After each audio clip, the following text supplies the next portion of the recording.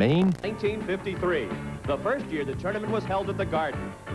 Those first 2 seasons set the tone for the next decade, as the 2 schools captured all but one of the titles. The most exciting highlight of those early years came in 1955, when Bill Cleary's shorthanded goal gave Harvard a 5-4 overtime championship victory over Boston College. But the Eagles bounced back to dominate the early 60s. BC prevailed from 1963 to 1965, becoming the first school to win 3 consecutive titles. From there, BU took over, creating a Beanpot dynasty. The Terriers won 8 of the next 10 championships from 66 to 75. The history of the Beanpot shadowed that of New England lore, when in 1978, the famous blizzard stranded thousands of fans at the Garden. The 80s got off to an emotional start when Wayne Turner put in that overtime goal, which gave Northeastern its first Beanpot title in the tournament's history. Game 2 pits Northeastern, winner of last year's crown, against the Terriers, the team the Huskies dumped a year ago. It's the battle for the city of Boston's college hockey crown. It's the Beanpot, and it's live on Nesson. Good evening once again, everybody, and welcome back to the Boston Garden. We're about 5 minutes away from the start of Game 2 of the 1989 Beanpot. It's Boston University against Northeastern. I'm Sean McDonough, along with Bob Norton. If you're just tuning in, we won't tell you what you missed, because it was great. And Harvard defeated Boston College by a score of 5-4. The Crimson into the final for the first time since 1981. But now it's Game 2, and these 2 teams know a lot about each other. They've played each other 3 times this year. Northeastern has won all 3. Matter of fact, Northeastern has won the last 8 meetings between these 2 schools, dating back to the 1987 Beanpot Championship game when Mike Kelper's goal won it for BU. Well, what BU knows about Northeastern hasn't been very good lately, because Northeastern's had the whammy on them, has played very well, has won close games, and has blown them away. I think this is going to be a close one tonight. BU is playing a little bit better. Northeastern's a good, solid team.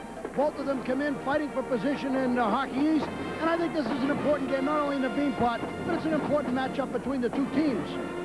And, of course, perhaps the largest question is, will either one of our voices make it to the end of this second game of the doubleheader?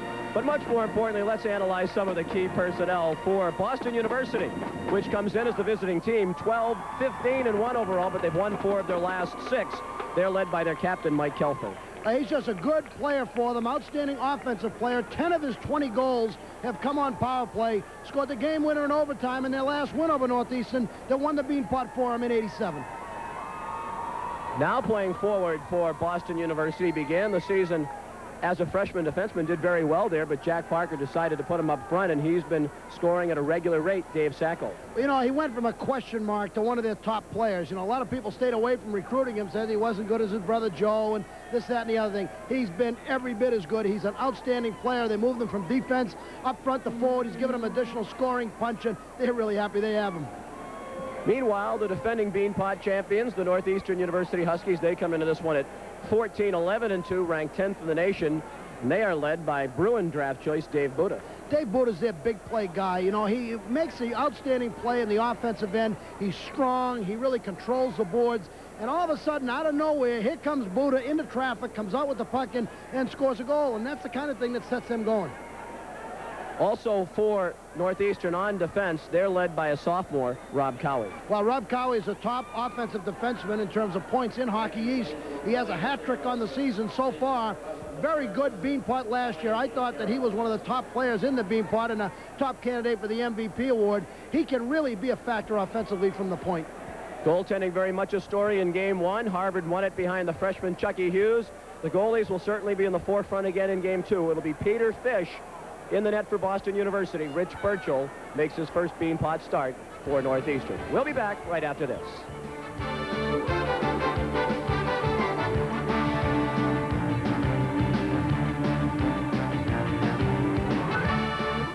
We are back live at the Boston Garden. Northeastern on the ice. Boston University due momentarily for Game 2 of the 37th annual Beanpot. Harvard has already advanced to the final by virtue of its 5-4 win over Boston College in the early game tonight. What are the keys to the game? Boston University against Northeastern. Here are Coach Norton's keys to the game. Scouting report on BU and NU. Boston University offensively can score. They've got guys that can really fly. Northeastern as well has big guys like Dave Buda who can really work well in the corner. I think Northeastern has the edge here at Boston Garden in the tight quarters. Defensively, Boston University has struggled. Their defense has not played as well in their own end as they expected. Northeastern can be tough defensively. I give the slight edge here to Northeastern. Power play, BU a bit disappointing on power play, but when they get it going, they can really move the puck. Northeastern has an effective and consistent power play all season long. BU on personnel gets a slight advantage. Shorthand situations, Northeastern and BU, both tough, but Northeastern, I think, a little bit more solid defensively and gets the edge in shorthand. Goaltending, Rich Burchell is hot right now, and BU has been trying to find a goaltender. Northeastern gets the edge. Coaching, once again, Jack Parker, Fernie Flaman, two of the best around. Fernie Flaman's had the hot hand lately in the Beanpot, maybe a slight edge here on luck. Projected winner, BU's had a lot of trouble handling Northeastern lately. I give the edge to Northeastern. Out on the limb. And only the fact that they started the game early did the public get spared your prediction in game one, and we won't tell them who you picked. No, I'll tell everybody because I hate to do predictions because they're worthless. I predicted that BC would win. I gave all the rational judgments as to why they win. It came down to Harvard won the first game. I thought BC was due to win the second game. They almost did. Harvard almost snatched defeat out of the jaws of victory, but they held on. I would differ with you in the one key area, and that is goaltending. I think with both Burchell and Fish, they're both great unknowns. Both can play outstanding hockey. Both can have a real tough night. They are sort of hot and cold goalies, and I'm not sure that either one of them, particularly lately, has been better than the other. It's been BU's resurgence since Peter Fish went into the net. They've won 4 out of the last 6, and he's been tremendous. One Northeastern has played well, Burchell's played well, and he's played well longer than Fish has, and that's the only reason I said that. Peter Fish can get hot, Burchell can get hot, and either one of them can stand the other team on their ear. These two teams have definitely been the Beanpot team of the 80s. Northeastern has won 4 Beanpot championships in the 1980s. They didn't win one until they won one in 1980 on Wayne Turner's overtime goal. Boston University has won it 3 times in the 80s, in 82, 86, and 87. Northeastern's wins in 80, 84, 85, and 88. While Harvard has won it once in this decade in 81, and BC won it in 1983. Let's pick up the starting lineups now with our public address announcer, Joel Perlmutter. Beanpot champion Northeastern Huskies. At left wing, number 7, Rico Rossi. At center, number 18, Tom Babona. At right wing, number 22, Dave Buda. On defense, number 24, Rob Cowie. And number 17, Mike Roberts. And in goal, number 23, Rich Burchell. Northeastern coaches, Fernie Flaman, Don McKinney, Jim Madigan, and Bill Berglund. Fern Flaman and Jack Parker. Like their counterparts in the first game, 2 veteran coaches. All 4 of these coaches have been at their schools for 15 years or more. Now we're set for the national anthem. Ron Harry at the organ and Renee Rancourt sings.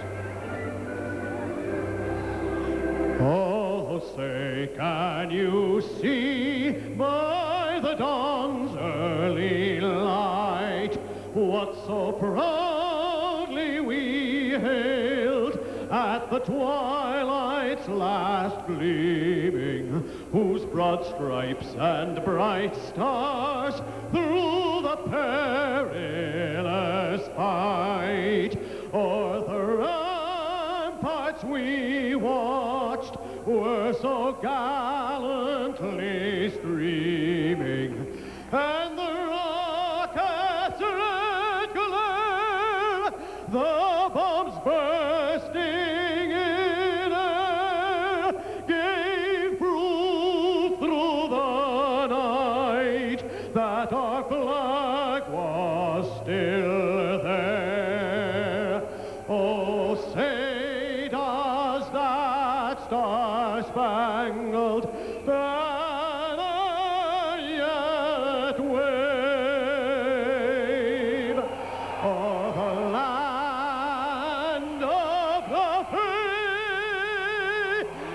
and the home of Heartbreak.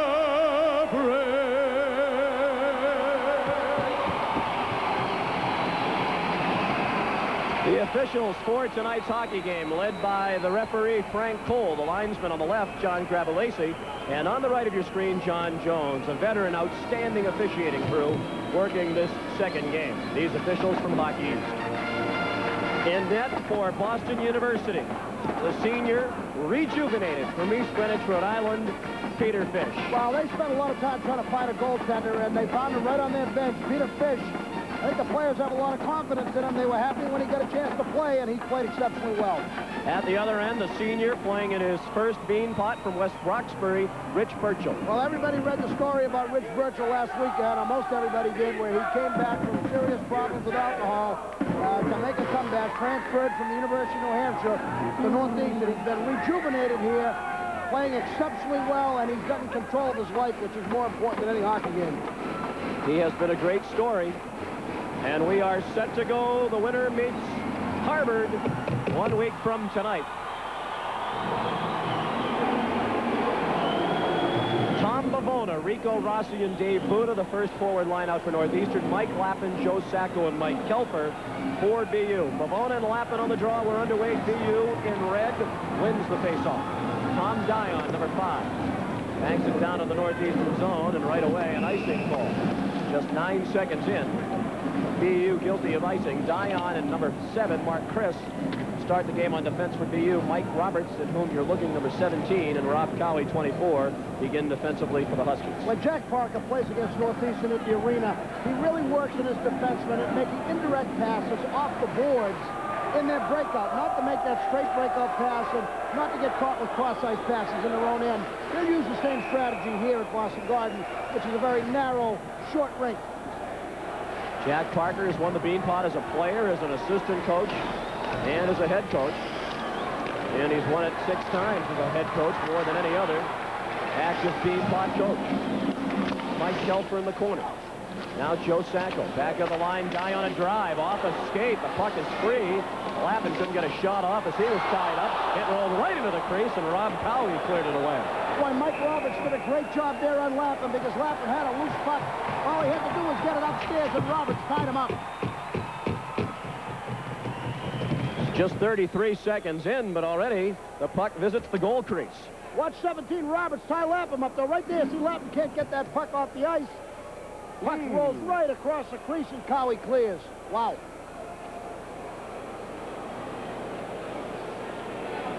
Both sides have changed lines. It's Brian Sullivan and Mike Sullivan on the faceoff. Mike of BU won it. Mark Brownscheidel shot blocked by Jay Schaubel. And here's Peter Shore, number 20. He had good wood on it, and it went wide of Fish, and he covered. I think all 4 of these goalies have told themselves, hey, this is the Beanpot. Any question at all, cover the puck. And that's good advice in this rink. Peter Shore, who's had a fine season for Northeastern, hits that puck off the backboards and comes right out front, and wisely Fish takes the face-off. Northeastern's had some good seasons from fellas they weren't expecting good seasons from starting the year. Again, Sullivan and Sullivan on the face-off, and Mike Sullivan of BU won it back to Mark Brownscheidel, the freshman, number 6. He didn't connect with Sacco. David Sacco's cousin, Paul Sacco, kept it in. That's the kind of event the Beanpot is. Paul Sacco shot it wide. And Fish experiencing some pressure here early. 1 minute played, no score. Race for the puck, and it's free at center. Mike Sullivan, junior from Marshfield, on a BC high. Circles the net, put it in the crease, and it got tied up in Sean McEachern, the freshman, and Jay Schaubel, another freshman. Lots of freshmen on these 2 teams. When Northeastern has played well in this rink, and we've seen them play well the last couple of years, and in the Hockey East playoffs, they've dedicated themselves to back-checking and good coverage in the defensive end. That time, Chavo was all over McEachern right by the goal crease, and that's what they have to do. That's what gives Harvard fits, that's what will give BU fits, and that's what they do when they play well. They'll score enough, but when they're conscientious defensively and tie up, they're a much more effective team than when they're careless.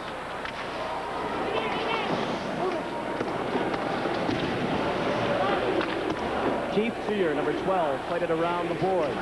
And it's sent out the center ice by Saunders. He found Harry Muse. His shot blocked by Phil Von Stefanelli. Puck free, and Saunders one-handed it down low towards Sear. He was pinned by Von Stefanelli. Saunders again tried to center it and did. Kentola blocked it. Muse got chopped down by Kentola. They both went down, and Von Stefanelli came away with the puck. Stolen by Saunders. Checked by Von Stefanelli. Rouse at the line. Wrist shot right on. Save Fish.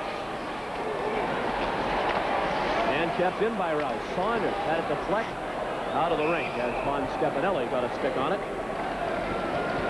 Harry Muse, one of Northeastern's outstanding forwards from Thunder Bay, Ontario, was questionable before the game started. Injured his back the other night in practice, and they weren't sure he was going to play. Last year, he had an outstanding Beanpot. Was all over the ice.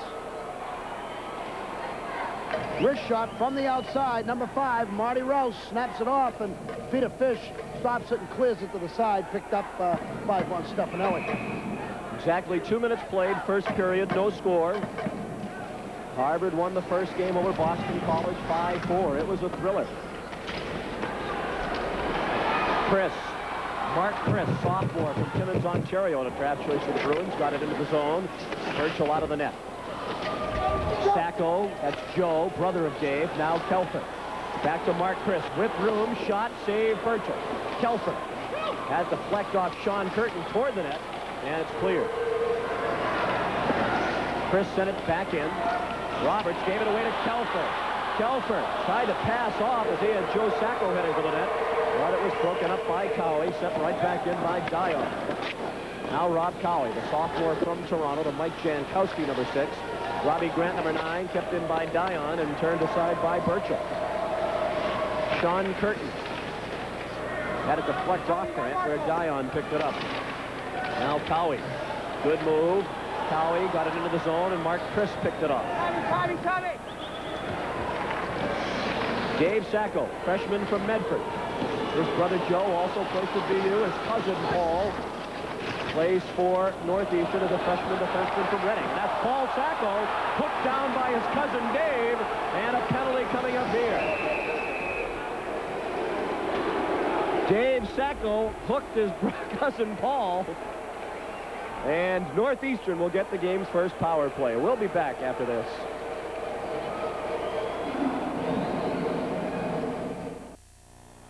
The blizzard of 1978, part of the lore of the Beanpot, exactly 11 years ago tonight. Still at 11,666 fans here. Sellout crowd tonight has seen Dave Sacco go to the penalty box for hooking at 3:18 as he hooked down his cousin Paul, Northeastern's freshman defenseman. First power play of the night goes to the Huskies in a scoreless game. Cowie put it on net. The rebound was free, and Darren McDonald, number 25, skated it out for BU. He lost it just inside the line, but Dave Tomlinson is there. Tomlinson, the sniper, number 17. He got stopped by Cowie and upended, and it's Muse. One of the best playmakers in college hockey, Harry Muse, number 10. Rolled it toward the net. Fish kicked it out to Buda to Cowie. Minute 25 left on the power play. Sear, wide, rebound, and Rossi was stopped out in front. Buda tracks it down in the corner. Cowie hit it on the go, deflected over the net by Muse. Rossi behind the net. And it's up on the netting, apparently. Either that or yes, it is on the netting. Northeastern has scored 41 power play goals in 153 bids, 27% effectiveness. BU shorthand, they've given up 37 in 168 situations, 22% effectiveness. Boy, that was almost a stuff in right there by Rossi. Buda tries to get that backhand, loses it, trickles across the goal line.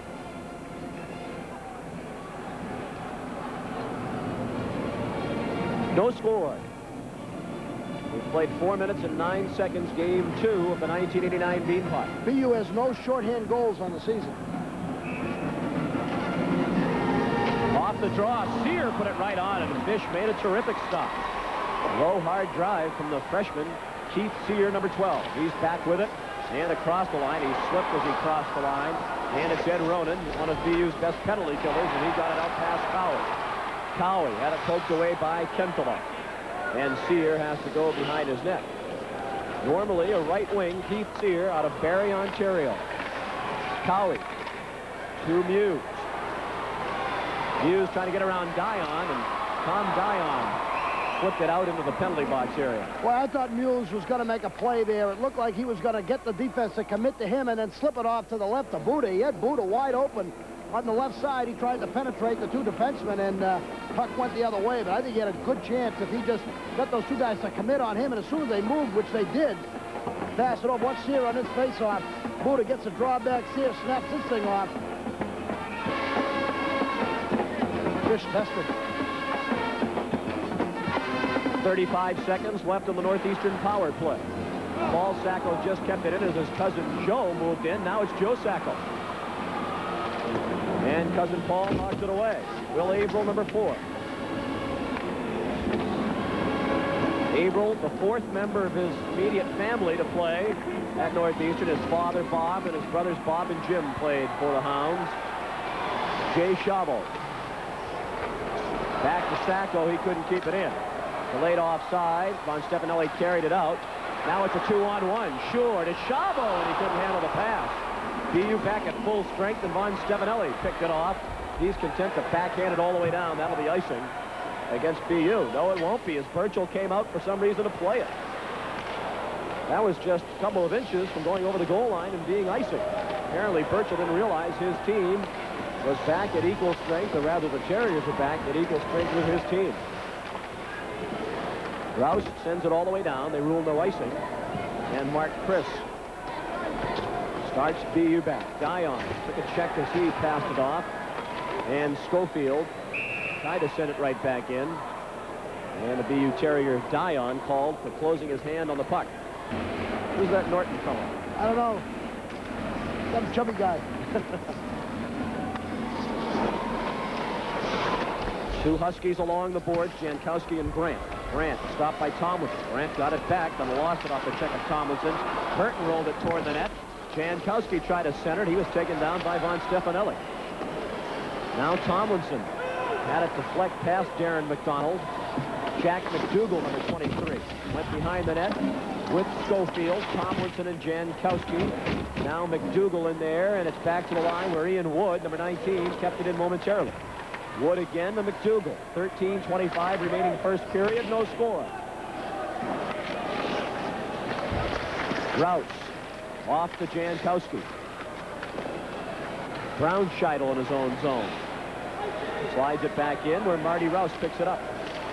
And plays it off to Cowie. Steal by Kelfer. Lappin back for Kelfer. He couldn't handle it in the corner.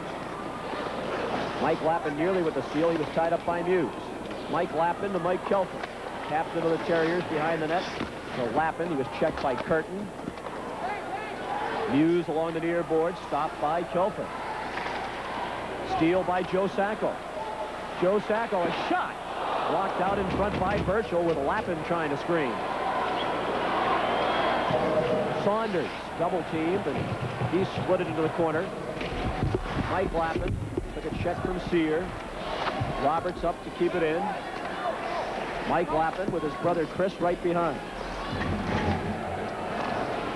Kelfer.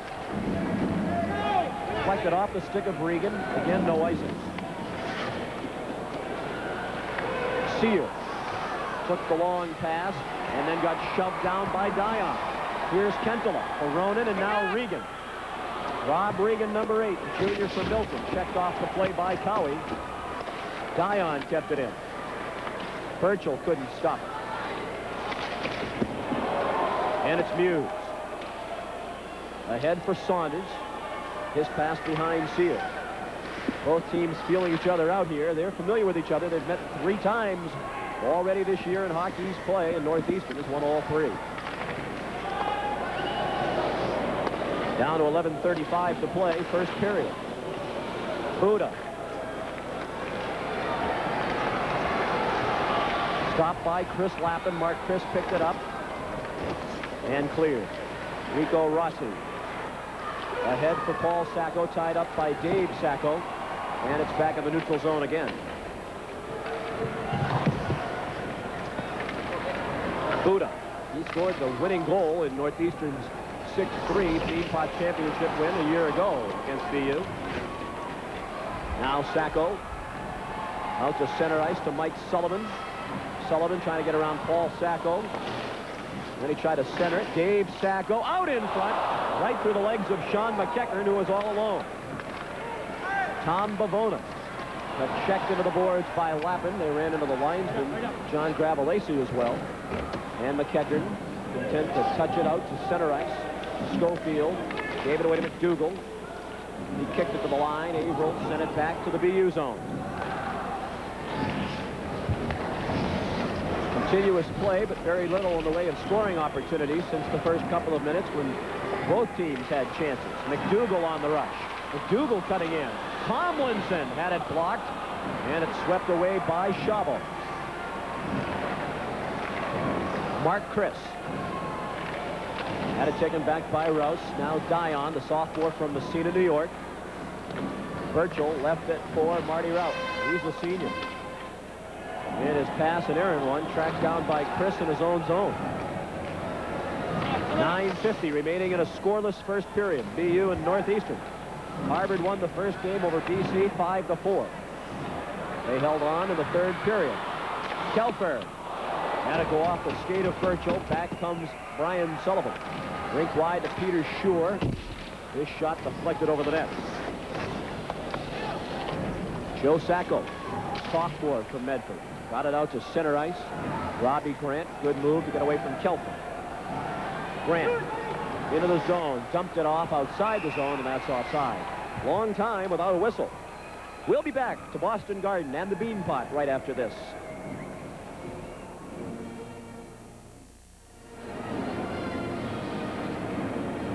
We've got 9:19 remaining in this first period. No score. Northeastern Boston University. A lot of up and down action.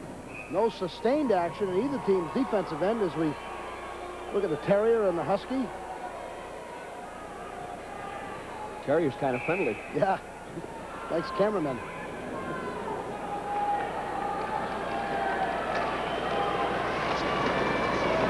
Von Stefanelli takes it back behind his own net.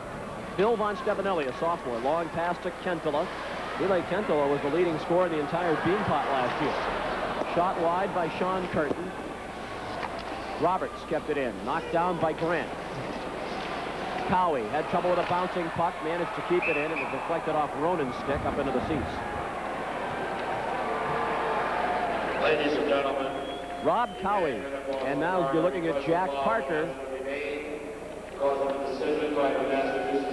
Jack Parker, as we mentioned earlier, what a great tradition he has as an individual in this Beanpot. He's now in his 16th year as head coach. He's 20-10 as a head coach in Beanpot action. And only two other coaches have won more Beanpot games. Snooks Kelly won 26 and Cooney Weiland won 22. They both coached in more Beanpots than Jack has for the moment. And there's been some speculation that this might be Jack's last Beanpot as a head coach with the athletic directorship vacant at BU. Kentola panned on it, and Regan was in ahead, and the play offside.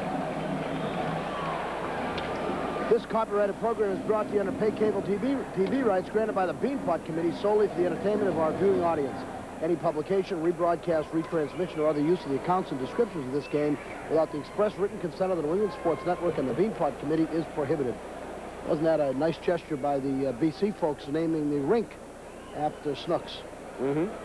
Snooks would say about this one, hey, kid, this is the athletic and social event of the year. Great gesture. I think a lot of people were looking forward to that. The Snooks Kelly rink in the Connie Forum. No score. Down to 8:20 to play in the first period. And after a wide open first couple of moments, the game has really slowed down. Very few good chances for either side over the last 7 minutes of action or so. Chris Lappin didn't get good wood on it as he sent it in. Muse. Head for Sear. Got tangled up in his jersey, but he carried it out. McEachern to Sullivan across the line with Sacco. Dave Sacco scores!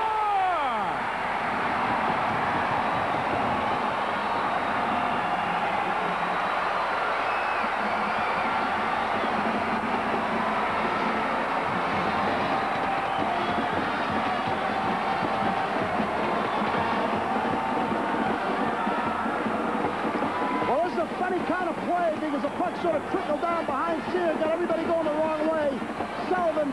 Sacco, he had some trouble because the puck was a roller. But he gets it upstairs. You want to see all the Northeastern guys going the wrong way. 2-on-1. Sullivan to Sacco upstairs, upper, just inside the corner post.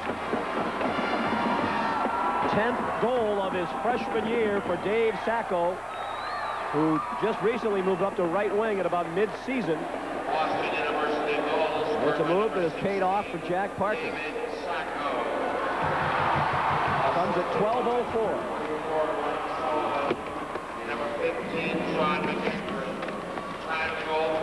Here's McDougal off to Darren McDonald. He lost it in his skates. He was looking to move in alone, but he lost sight of the puck. And Burchell came sprawling out to make the play. The goal, Dave Sacco, is 10th from Mike Sullivan and Sean McEachern at 12:04. Burchell makes a nice play here. Good feed over by McDougal over to Darren McDonald. McDonald has some trouble handling it. Burchell sees that, comes out, makes that stack pad move. See that? Stack pad. Get those pads upstairs. Block him when he's having trouble handling the puck.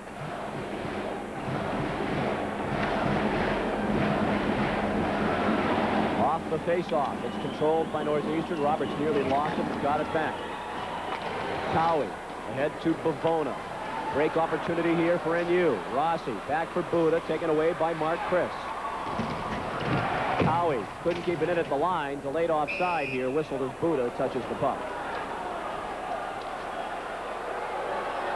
Dave Buda, leading scorer for the Huskies with 40 points this year, including 21 goals. And Buda terrorizes the Terriers normally. He has 6 points against them in the 3 games this year. Broke a 5-game drought with 2 goals against Northern Michigan. He's been scoring for a while, and that's unusual for him. Very consistent player. And he's a player, for you Bruins fans, that the Bruins are very high on. They feel he has the ability to be a National Hockey League player. Joe Sacco sent it rink wide. And then Mike Lappin got flattened by Rico Rossi. Buda fell down. The puck squirts free. Bavona with folks out in front. Fed Cowie. And he was too much off the angle along the goal line. Bavona centered it, and Rossi hit a cue shot wide. And Kelker banked it out past Buda. Buda gave the stick pretty good to Mike Lappin in front of the BU bench. And Lappin went down again. Rossi ran into plenty of traffic. Kelker banks it out. And the action picks up a bit as we move down to 6:20 to play in the first period. BU 1, Northeastern nothing on a Dave Sacco goal. Harvard won the first game 5-4. Peter Schur trying to get around Chris Lappin. Then he tried to center it, and Lappin blocked it. Ville Kentala. Back to Chris Lappin. And ahead to Kentala. He had 5 points, goal and 4 assists in the 2 games in the Beanpot last year to lead all scorers. There he is again. Puck's free at the side of the net. Regan had a follow-up opportunity after Kentala was stopped by Burchell, who went sprawling back into the empty net. A great chance to make it 2-0. Matter of fact, a couple of great chances. Ronan centered it. Back to the line. Bouncing puck for Brownscheidel, and he couldn't get good wood on it. Chavo with help for Schur. Tied up by Ronan and poked away by Regan. Good defensive play by Ed Ronan. Rob Regan lets it fly, and Burchell closed the pads. 5:15 to play, and the pace picking up again here in the first period. 1-0 BU. Averill had it kicked out by Fish, and it wouldn't have mattered anyway as the play was offside. 5:11 left in the first period. We'll be back right after this.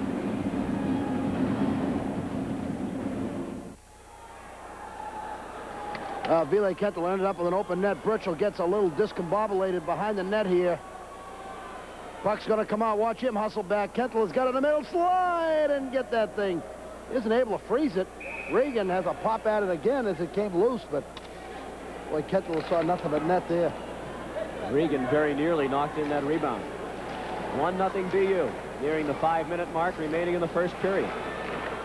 Doug Brown's guest in our first intermission will be former BU Terrier, now member of the Pittsburgh Penguins, John Cullen. And he played on this ice yesterday with Mario Lemieux and company in their win over the Bruins.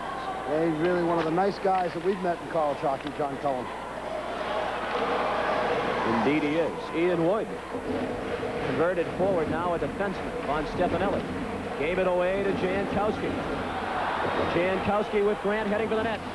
Goal! Robbie Grant batted that out of midair. Peter Fish started out to protest, but John Jones, the linesman, stopped him. And it did appear that Grant's stick was below his shoulder, and it looked like a good goal. Certainly a great hand-eye coordination play for Robbie Grant, and the game is tied at 1. Let's take a look at it and see if we can see it. Peter Fish had no chance and no argument on this one. Watch Jankowski. He's going to carry the puck wide. Right here. Now watch right here.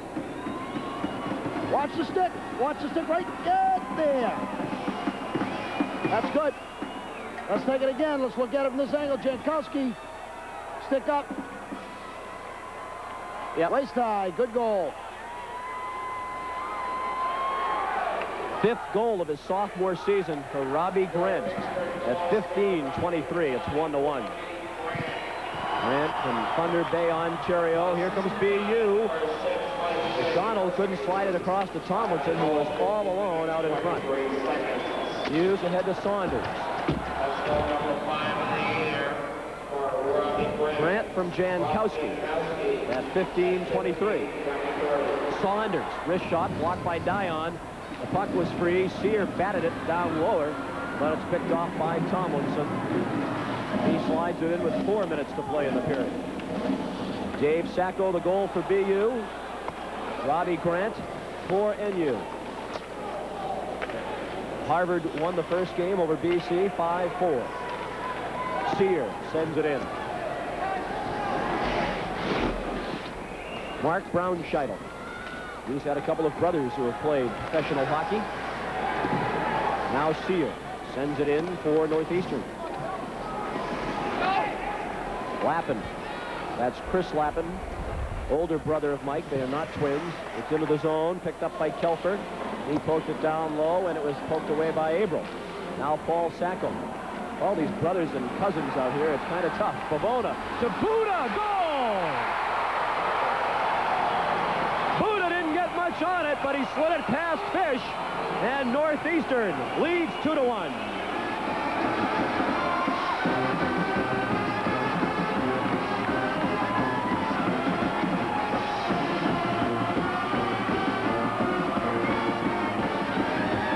Watch what happens here. This puck is flipped into the zone. Now watch Lapham on Buda right here. You're going to see Lapham pick up Buda. There he's got him right there. You see, he's got the defense, but he's in bad position because he doesn't have to stick off the ice. He doesn't get to the front of him. He's going to bother him. He bothers him. He bothers him. Now he just slips it in that wide side. That little flip, nobody saw that flip pass out of the zone, and all of a sudden it was a break. See, no chance at all right there. You got a big guy like Buda. You can't have him like that. You got to get all over him, or he's going to get that shot every single time. 22nd goal of the year for Dave Buda, senior from Mississauga, Ontario. From Paul Sacco and Tom Bavona, 16-46. Northeastern leads for the first time tonight. Cowie sends it in. Von Stefanelli and Sullivan. Von Stefanelli ducked the check and got it off to Joe Sacco. Ed Ronan, sophomore from Haverhill, put it in wide of Burchell. And we're down to 2:35 to play in the first period. Mark Chris across to Ian Wood to an open wing, and Mike Roberts sends it back in for NU. Fish plays it into the corner. Sullivan stopped it, then took a check. Up the boards it goes to Roberts. Turnaround shot blocked by McEachern. McEachern can fly. He has Lappin coming with him. McEachern for Lappin. Stopped by Burchell. A free Sacco shot it wide. Rich Burchell, a big stop. Sliding across to make the save. Sure picked off the centering pass and cleared. McEachern played that beautifully. He waited for the defenseman to commit to him. Moved it across the lap, and then Burchell made a tremendous stop. That play offside as McEachern carried it in. We'll be back right after this.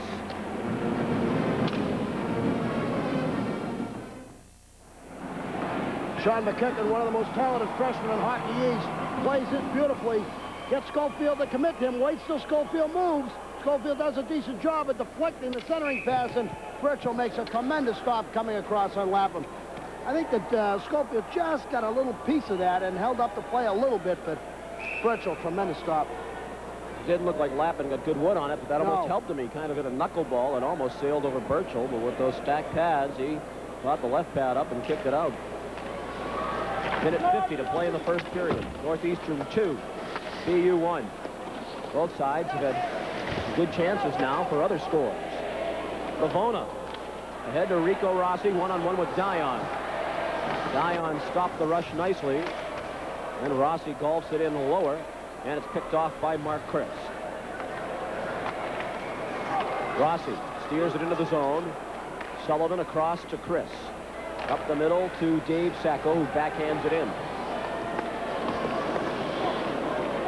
A minute 15 to play. Opening period. Buda one-on-one with the freshman Brownscheider. Centered it, and Sean McEachern out of Matnion picked it off. Ahead for Sullivan.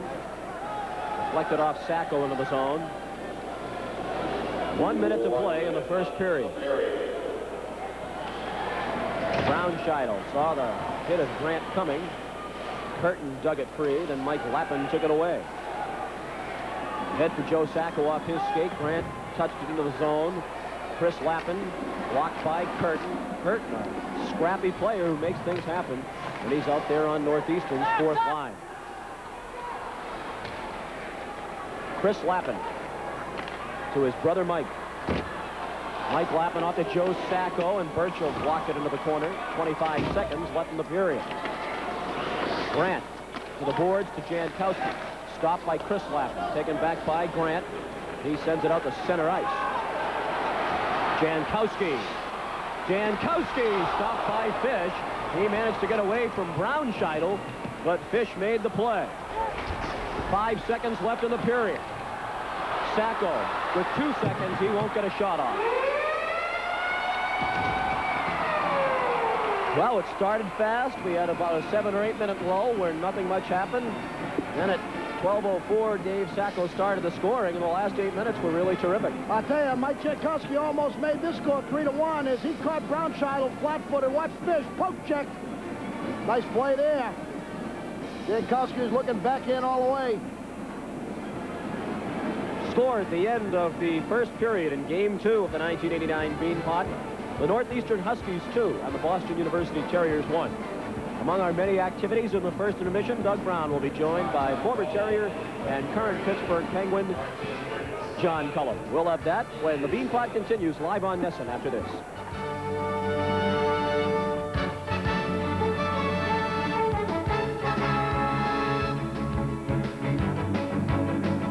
All right, Tom, thank you very much. And the captain of the Terriers, Mike, it's got to be a little frustrating. You guys played pretty well in the early part of the period and then gave up a couple of quick ones late. Oh, yeah, I thought we did. I thought we definitely moved the puck out of our zone better, which we've just been awful at the last few games. And that's going to help us create a little more offense. We haven't quite got there yet, but I think we will by the way we've been playing. We get, you know, it's tough to give them 2 goals like that. Once we got out to the lead, I thought things looked pretty good for us. And, hey, you want to jump out on a team. And we let them back in it, but we'll go get them this next period. Well, the 4 teams in the tournament this year, you guys are the ones who've really been struggling the most under 500, and that's been a problem kind of generating offense, finishing off plays, hasn't it? It definitely has been. Last game in Providence, we didn't create any offense for ourselves, and you know, it's tough to win when you get only 1 or 2 goals a game. You know, Fishy's been playing great for us, but we got to create a little more offense for ourselves. You've already won 2 of these things. You mentioned at the Beanpot Luncheon last weekend that you'd like to win 1 more as captain, so you'd get to skate around with that thing. It's kind of tough to win 3 out of 4, but you got to get by this one here. It is. Well, you know, since I already won the 2, this makes the 3rd a little bit easier. But I just felt I watched our captains carry around the 2 Beanpots. I won my freshman and sophomore year, and I just admire them. You know, for being up there. I think that's great for them, and I'd like to have that special feeling myself. There have been a certain number of distractions around the BU hockey program this year with the talk about Jack Parker possibly becoming athletic director. Has that affected the team in any way that you can tell? Well, I don't think it can. I think Coach Parker's done a fine job in that he's not making any comment about it until after the season. He told us he's not thinking about it, but you know, I don't even want to make a comment on that. He's just keeping that on the back, and he has to make a decision himself. But, you know, we have this season. There's still a good portion of it left to get some things done. Any strategy change for the rest of tonight? I don't know, like I said, we got to create a little more offense for us, and got to keep some of their guys from in front of the net. All right, Mike, good luck the rest of the way. Thanks for stopping by. Thank you. All right, that's Mike Kelfer, the captain of the Boston University Terriers. 2-1 Northeastern after one. Back to you, Tom. And as you said earlier, good to see Cully back. I hope he's not back as we look at Rich Burchell. Did a fine job in the goal for Northeastern in the first period, and Peter Fish did well for BU as well. We don't like to see John Cullen around in the summer, though, because he's very tough on the golf course. You know, he's a perfect example of a guy that pro scouts said couldn't play and didn't draft him. You know, he wasn't going to have a chance to play. Great college player, and he had to go to the minor leagues to prove himself. The minor league player of the year when he got his chance. You know, a lot of guys never get an opportunity. Tremendous opportunity he got, took advantage of it, now in the NHL. Had to go to the minor leagues for 1 year, and what a great year he had in Flint last year to finally prove himself. Figure after everything, as you point out, he did in college. That's right. You give him a chance. That's right. You know, didn't even get a chance. Sometimes you have to just go and show him. Ooh, that shot from center ice broke through Fish and hit the post. Let's watch now and see if he recovers from that after a very shaky start to period 2. Sometimes when a goalie can get rattled by that early in the period, they have a tough time recovering. Shot almost beat Fish from center ice right off the opening faceoff in period 2. And a whistle 39 seconds in. And some pushing and shoving.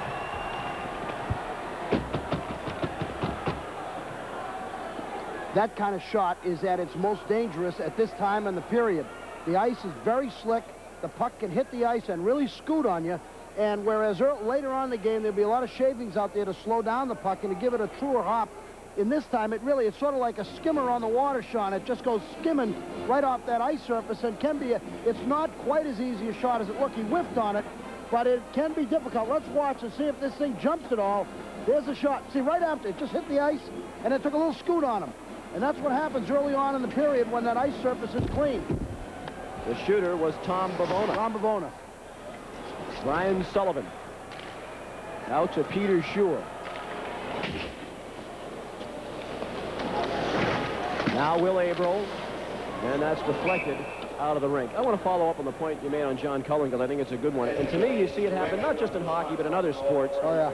Scouts get one thing in their mind about a particular player. In John Cullen's case, you talk to scouts and even general managers I spoke with in the National Hockey League, and they said he's too slow. Yeah. He obviously is not too slow. I never concentrated on what a player couldn't do. I only concentrated on what they could do. You know, and I'll tell you one, we have another break. One of the all-time disgraces in terms of that kind of thing. Yep. Scouts can really stereotype a player. Chavo! Oh, what a stop by Fish on the follow-up. The first one was good enough. The second one was spectacular. And if you were worried about how Peter Fish would recover from the shaky moment at the start of the period, that was a great example of it. Well, I think he knew that puck scooted on him, and that was not really a simple chance. This time he has Chavo in front. Watch this play. This is a great save. Jay Chavo. Watch this from one. Shore. Oh, what a tremendous one. What a glove. Tremendous stop. Mercy. That's a great stop. And he's capable of just that, as he has been lately, leading BU to 4 wins in the last 6 outings. And even in the 2 games that they have lost during that stretch, they've played quite well.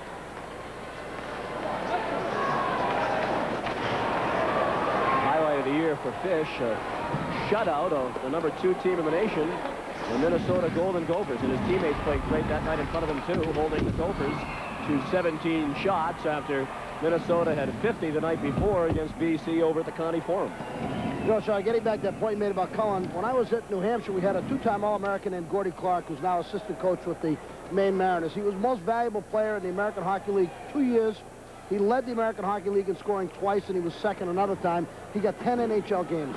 I mean, they were playing all these big goons in the NHL, and they never gave the guy a chance. You know, if he played 60 games and couldn't do it, fine. He can't do it. But 10 games for a guy that, in the league that gives you all your players, he's the best player? I mean, that's craziness. And that's what happens to a lot of young guys that get lost.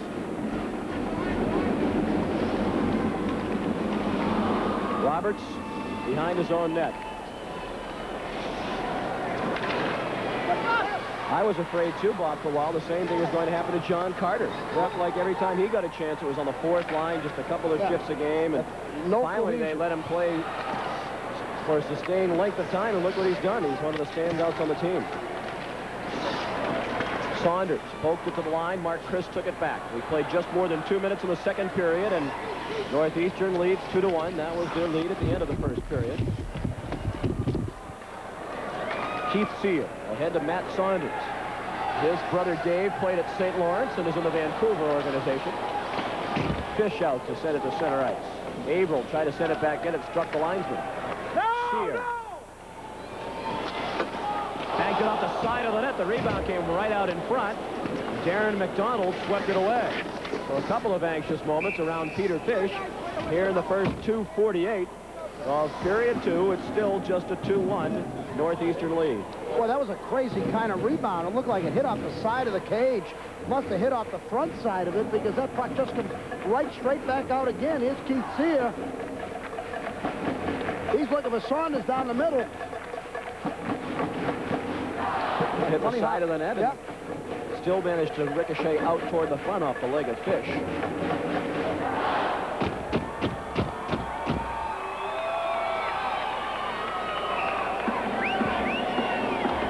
Garden now about 3/4 full, as some of the BC and Harvard fans have gone home. They're probably joining our Nesson audience. They are probably wiped out after the game they saw earlier tonight, which Harvard won 5-4. That was a drainer. Penalty here. Shot stopped by Fish. Ooh, then Curtin took a shot in the back from Chris Lappin, and that could have been another penalty. The original penalty was when Robbie Grant was taken down, and I think that'll be all they call, but Curtin took a shot in the back, too. We'll be back right after this.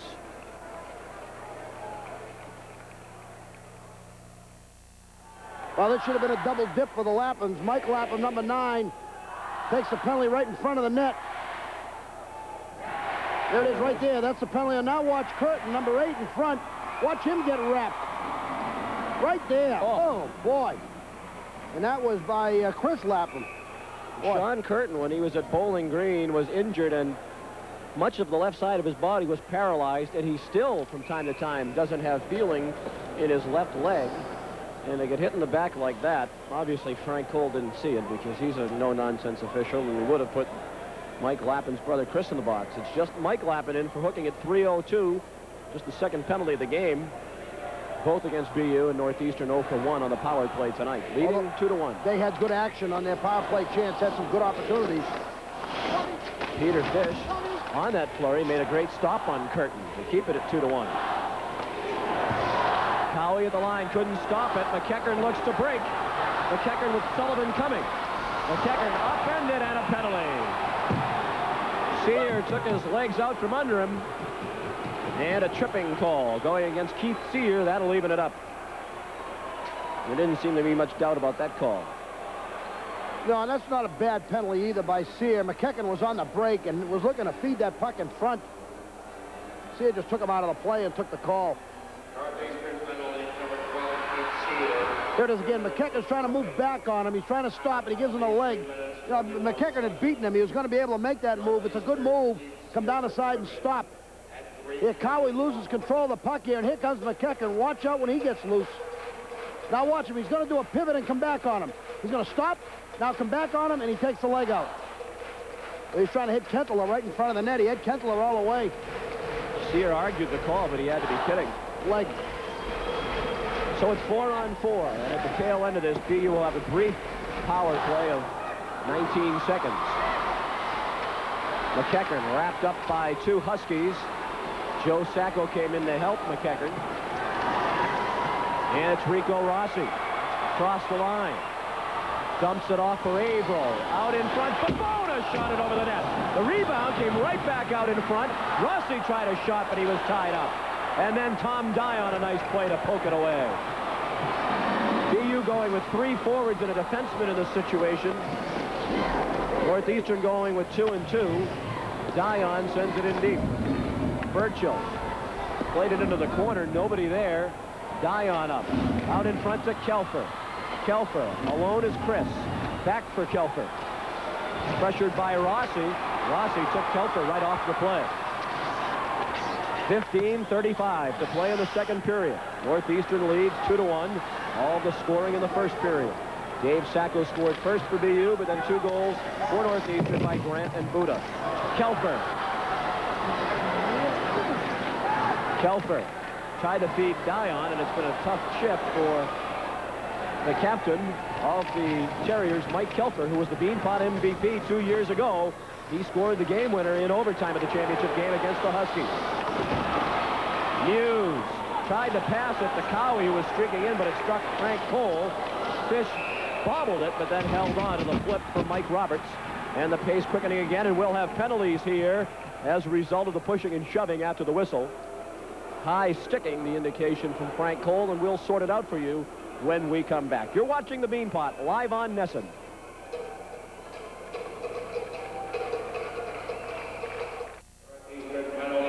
This is what Dave Buddha does so well. Gives you the back of his 6'4", 215-pound frame. Mark Chris is going to get the penalty for holding. Buddha comes to the front of the net. Can't move to the inside.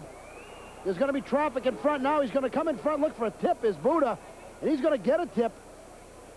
Shot from the outside by Roberts. Buddha tips and Fish right there. Mark Chris and Dave Buddha, the penalized players, 2 each for high sticking at the 5-minute mark. Off the draw, Cowie rocketed one. Fish blocked it, but then didn't see the rebound. Fortunately, went away from danger. Short power play now for BU. 4-on-3 for 9 more seconds. Chris Lappin tried to feed his brother Mike. It trickled into Burchell. Burchell will send it out of the rink directly. That should be a penalty. It went directly into the penalty box. Well, that's what Frank Cole wants to know. It went into the penalty box, and as a result, that will not be. If it went out of the rink into the seats without striking the glass or anybody on the ice, shot by the goalie, then it's an automatic penalty. But that one hit the glass in the back of the penalty box, and good work by the officials. Teamwork. No call. We heard Frank come right over, and he said, is that in the penalty box? And that was all he had to know.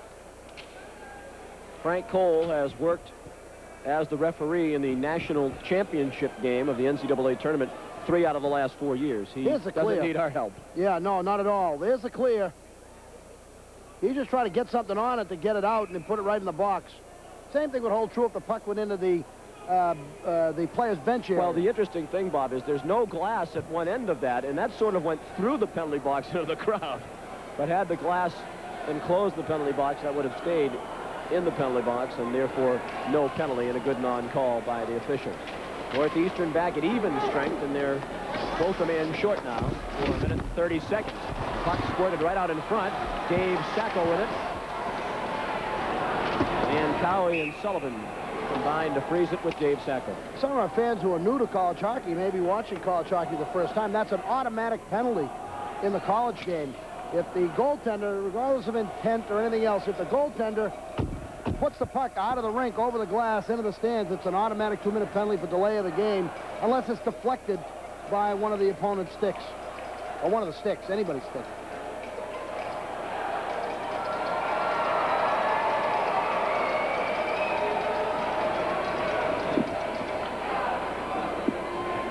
Sullivan and Sullivan on the faceoff. Mike Sullivan got it back to Dave Sacco, and he shot it wide. Dave Sacco ahead for Mike Sullivan, taken away by Paul Sacco, and now it's Chavo to Brian Sullivan. Sullivan, a wrist shot knocked down by Fish. Chavo. That was batted out of the air by a high stick, waved off as Averill played it. Brian Sullivan sends it in. Fish swept it into the corner on Stefanelli. Double team, but kept the puck. Then ran into the back of the net. Chavo, the freshman from Westwood. Back into the corner for Brian Sullivan. He and Von Stefanelli both went down. Chavo took a check from Dave Sacco. Von Stefanelli broke up the pass. Then he gets pinned by Sullivan. There are far too many Sullivans, Saccos, and Lappins out there on the ice tonight. 13:38 to play, second period, 2-1 Northeastern. Is that it? Usually you have 8 or 9 games that you have to mention. Not in this promo, just a couple. There's a wrist shot by Sullivan, deflected by Fish. Fish has been very alert this period. Started off with a whip on a shot from way outside, but he's played well. Sear in the corner. Schofield had trouble with the puck at the point. Kelfer pushed him off it. Mike Lappin tried to move, but couldn't. Schofield, a nice job of recovering after he struggled initially at the point. 20 seconds left on the matching penalties. Then they'll both be back at 5 skaters in front of their goalies. Kelfer off to Joe Sacco. Oh, Burchell got it with the blocker. That appeared to have the top corner. Rich Burchell flashed out the right arm and blocked it into the loge.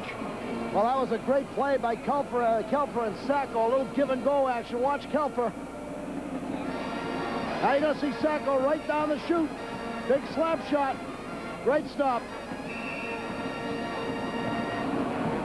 Back diagonal pass. Nobody has the trail man. A little lazy by Northeastern. Too late there. You can't reach for him, Keats here. Got to get on him.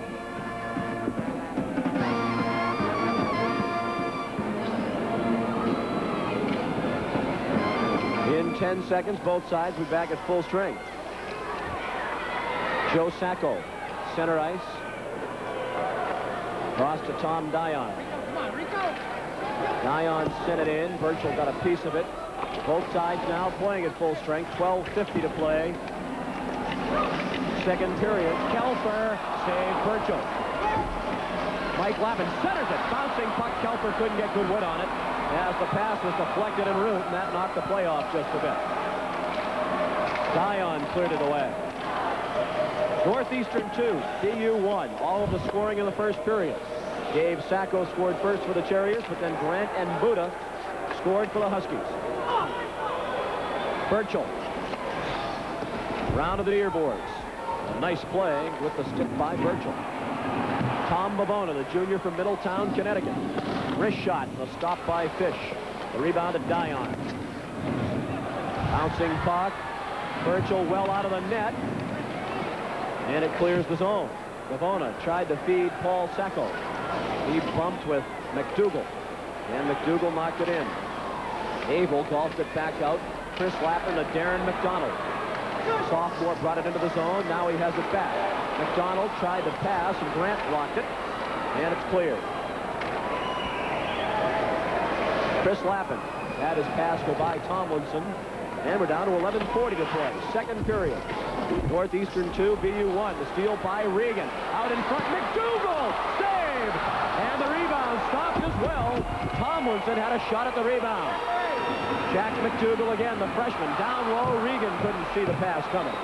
And it's Sean Curtin ahead to Mike Jankowski, and he backhands it in. Play really picking up. Sacco a drive. It struck his own man Jankowski in front and went to the corner. Then Jankowski kicked it on net.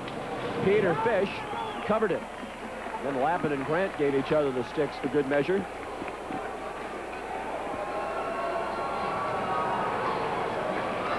Yeah, that one wouldn't have counted. That was a kick for sure. Kick for Jankowski, not for sure. Sure wasn't involved in the play. Boy, McDougall, great chance on that play. Number 17, great chance right at the corner. Reagan had a chance. It was a great shift. That line put a lot of pressure on. Came with a mishandle by Northeastern coming behind their net. Looked like they had clear control, and all of a sudden, they just lost the puck right in the middle, and BU took advantage.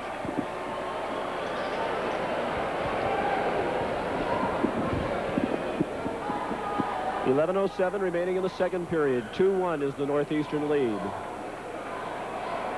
And they've won 8 straight from the Terriers since BU's Beanpot Championship victory over the Huskies 2 years ago. Sear put it on net off the draw. Fish made the stop. Hughes in a pile-up behind the net. Wood goes right on top of him, and finally they get the whistle. Kentel and Saunders also part of the tying-up process. You know, Sean, we've seen that play a number of times tonight where that draw comes back to the man in a back position behind the centerman. Then he gets the puck on his forehand, rolls across the top of the face-off circle. Watch Sear, 12, watch him. Gets the puck now through traffic, snaps off the shot. Fish, very alert, makes that stop. You know, when he sees that happen and he knows Sear has the puck on a drawback, he knows that nothing but trouble is coming out of that. He's going to have somebody rolling off on his forehand, taking a shot. Hughes and Sullivan the face-off. They put it outside the line, ruling that Northeastern was responsible for the stoppage in play. Schofield sends it in. Fish couldn't stop it. On Stefanelli and Muse, it squirts loose to Sullivan. Mike Sullivan, one of the hardest working players in college hockey, across the line. He sends it in deep. Burchell out behind the net to stop it. Sullivan and Schofield battled for it. McEachern couldn't play it as he was checked by Rouse. Muse hacked it away from Sacco. Saunders bothered by Sullivan. Sacco has a man, McEachern. Sacco stopped by Burchell. Dave Sacco walked right in and put it on net. And Rich Burchell made another big stop. That was a 2-on-0 once Sacco walked around the defense as McEachern was also standing enjoying the view from the top of the crease. Roberts. Sullivan puts it in deeper. Well, that was almost too many men on the ice for BU. They had one man coming on, one man going off. The man going off hit the puck. Could have been called. Mark Chris out to center ice. Schofield sends it right back in. More than midway through the game now. 9:45 to play. Second period. Northeastern leads 2-1. Harvard won the opener over Boston College 5-4. They nearly blew a 5-2 lead in the third period. You're just tuning in. Harvard was outshot 21-2 in the third period of the first game, but held on to win 5-4. We'll be back right after this.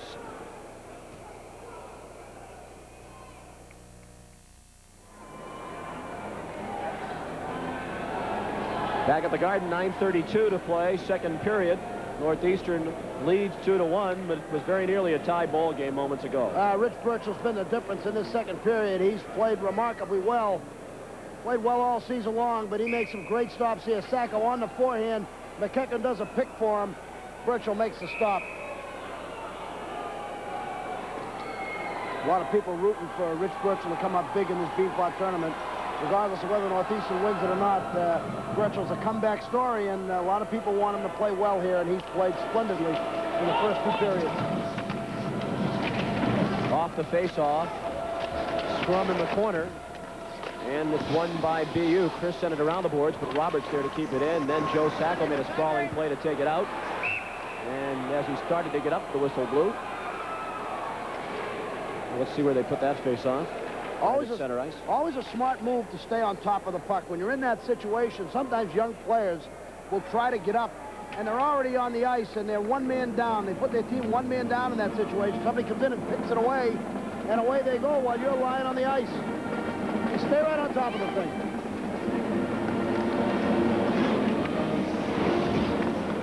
Mark Chris up the boards to Sacco. Roberts kept it in. Deflected goal! Peter Shore might have got a piece of that out in front, and Northeastern leads 3-1.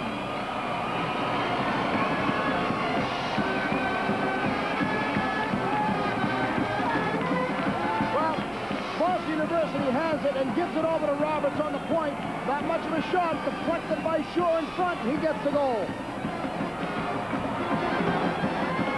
Let's watch it again. See if we get another skate shot here.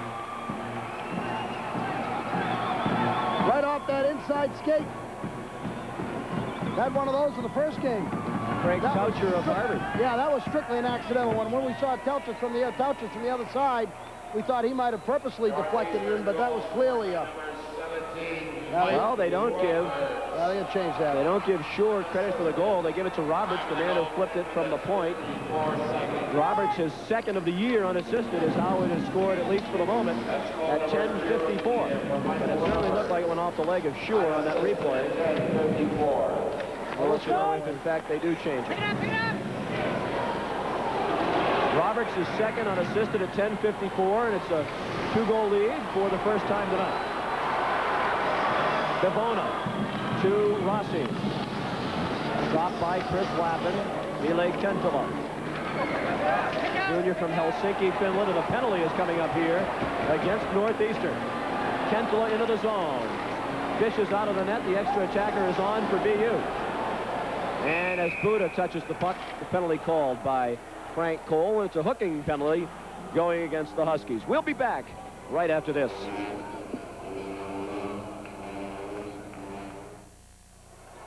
Tommy Bavona gets a penalty for hooking left corner of the screen right there. Nice work, guys. Our camera crew saw it. We didn't see it. Bavona for hooking at 11:38. first full power play opportunity of the night for BU. They're officially 0 for 1 on the power play, but they only had 19 seconds with the man advantage earlier, and that was 4 on 3.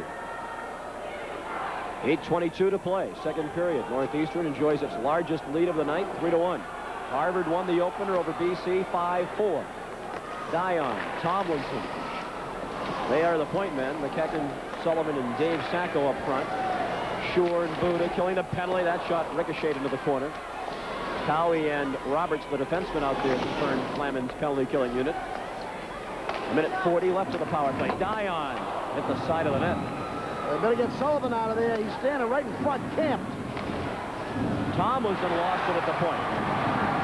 He's usually a forward. Dion ahead for Sacco. He ran into Peter Shore. And Roberts sent it all the way down for the Huskies. 1:20 left on the BU power play. Tomlinson off to Dion. He drives it in from center zone. McEachern and Sullivan, and it was McEachern for Dave Sacco for Mike Sullivan. It was poked away by Rouse. Tomlinson over to Dion. He hit it on the goal, and Burchell gloved it. Chucky Hughes was the story of game 1 in goal for Harvard.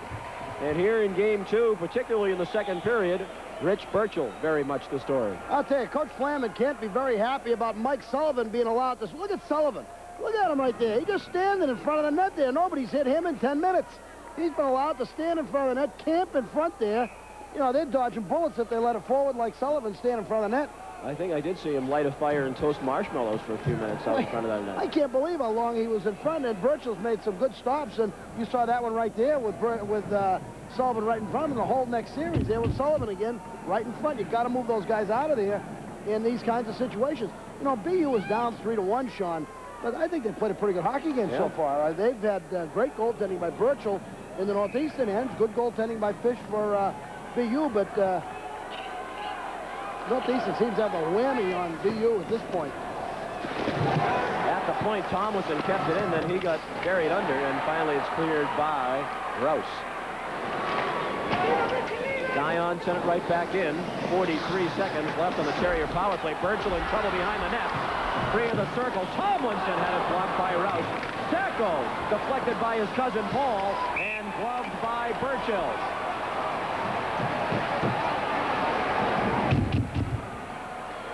.6:54 left, second period, 3-1 Northeastern, and BU still with 33 seconds left on the power play. I don't know if you watched Burchell on that, but he knew he was in nothing but trouble behind the net. He had got himself stuck behind the net. Now watch him come out from behind. I mean, he comes out from behind here, and he dives, just dives like a belly flop right in front, just belly flops in front.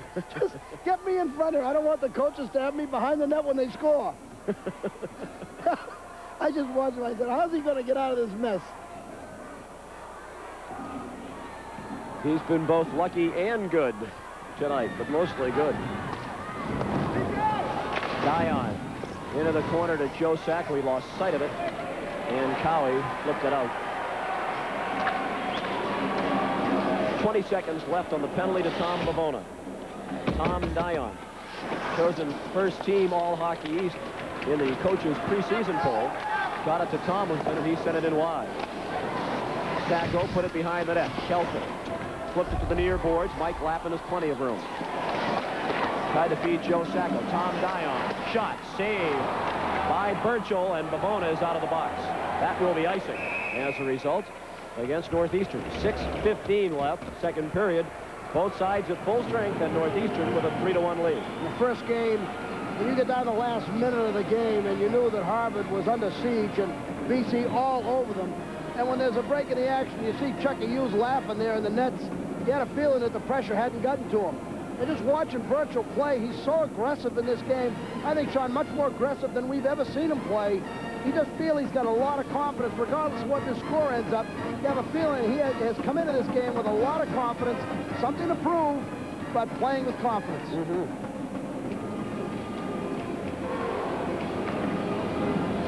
Rich Burchell, as you saw moments ago, has been busy in his victories this year. Tom Cole was in net for one of those 3 Northeastern wins this year for the Terriers, and he played great. Penalty coming up here. Regan shot it wide, and what's the call? A high sticking call. And if Frank Cole pointed, it's either at Averill or Burchell. And I believe it's Will Averill of the Huskies. It is the defenseman Will Averill going off for high sticking. So BU goes right back on the power play, trailing by 2. They've had a nice territorial advantage in the power play, and then just a minute or so afterwards, now they're going to go on power play again. So they have a chance with 6 minutes left in this second period, down 3-1, to get this thing back to a 1-goal game. Will Averill, a sophomore from Wayland, off for high sticking at 14 minutes. Northeastern has 5 shorthand goals on the season. Buda, Muse, Cowie, Bavona, and Curtin. So they're dangerous. They're a threat when they're a man down. BU has given up 5 goals when they've been in power play situations. It's unusual. Sullivan, Dave Sacco, and McEachern, the forwards. Tomlinson and Dion at the points. This is Sean McEachern, freshman from Waltham. Tomlinson off to Dion. He shot it over the net as he hit it on the go. Sullivan to Sacco. It's Shore and Buda killing the penalty. Deflected shot by Sullivan. And again, he's allowed to stand all alone out in front. Mike Sullivan tried to feed Sacco. Now Dion. Shore, Buda, Cowie, and Roberts killing the penalty. And it's Cowie and Roberts in particular who better keep an eye on Mike Sullivan, number 24, in the scarlet and white of BU. A minute 22 left on the power play. Dion gloved it and could not keep it in.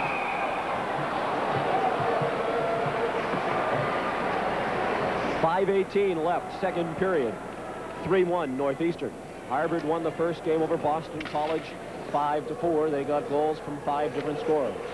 Drops the outside on power play. Once again, you see, look at Sullivan screening Burchell. You know what I mean? There he is over and over again. He's right behind the defense. Standing in the crease, looking for the screen. Now, that's just pure luck that thing didn't go in. He's not a bad goal scorer. You think he couldn't put the puck in the net the way they let him go in front. I'd like your chances if they let you stand there that long. That's right. You bet your boots. Sacco cleared it out. I would never stand there. I wouldn't be brave enough to sit there and look right at the point man as he's whistling one chest high in the direction of the net. Tom Dion. 50 seconds left. Second period. Or rather on the power play. 4:50 left second period. 3-1 NU. Dave Sacco tried to tug it home. He got stopped at the side of the cage by Rossi.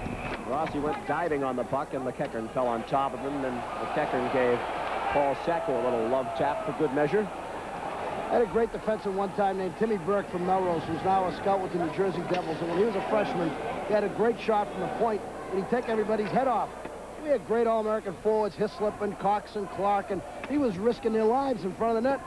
So one practice session, I made him stand in front of the net, and I told those guys to stand at the point and fire shots at him to give him the message that he had to keep the shot down, that those guys in front were more valuable than him, and we didn't want to lose any of them. And you're coaching youth hockey now, right? You don't have these little 8-year-old kids out there doing that. They can't lift the puck. But sometimes you have to make a graphic lesson. If they could, you'd have them out there doing it, too. I know you. Sometimes you have to make a message out of something. Timmy became one of the best offensive defensemen in college hockey, and later played the pros. He learned to keep that shot down. Off the draw, Dion across to Tomlinson. Deflected by Sullivan, right to Mike Lappin, goal! Joe Sacco deflected it in on the shot by Mike Lappin. A power play goal, and it's 3-2.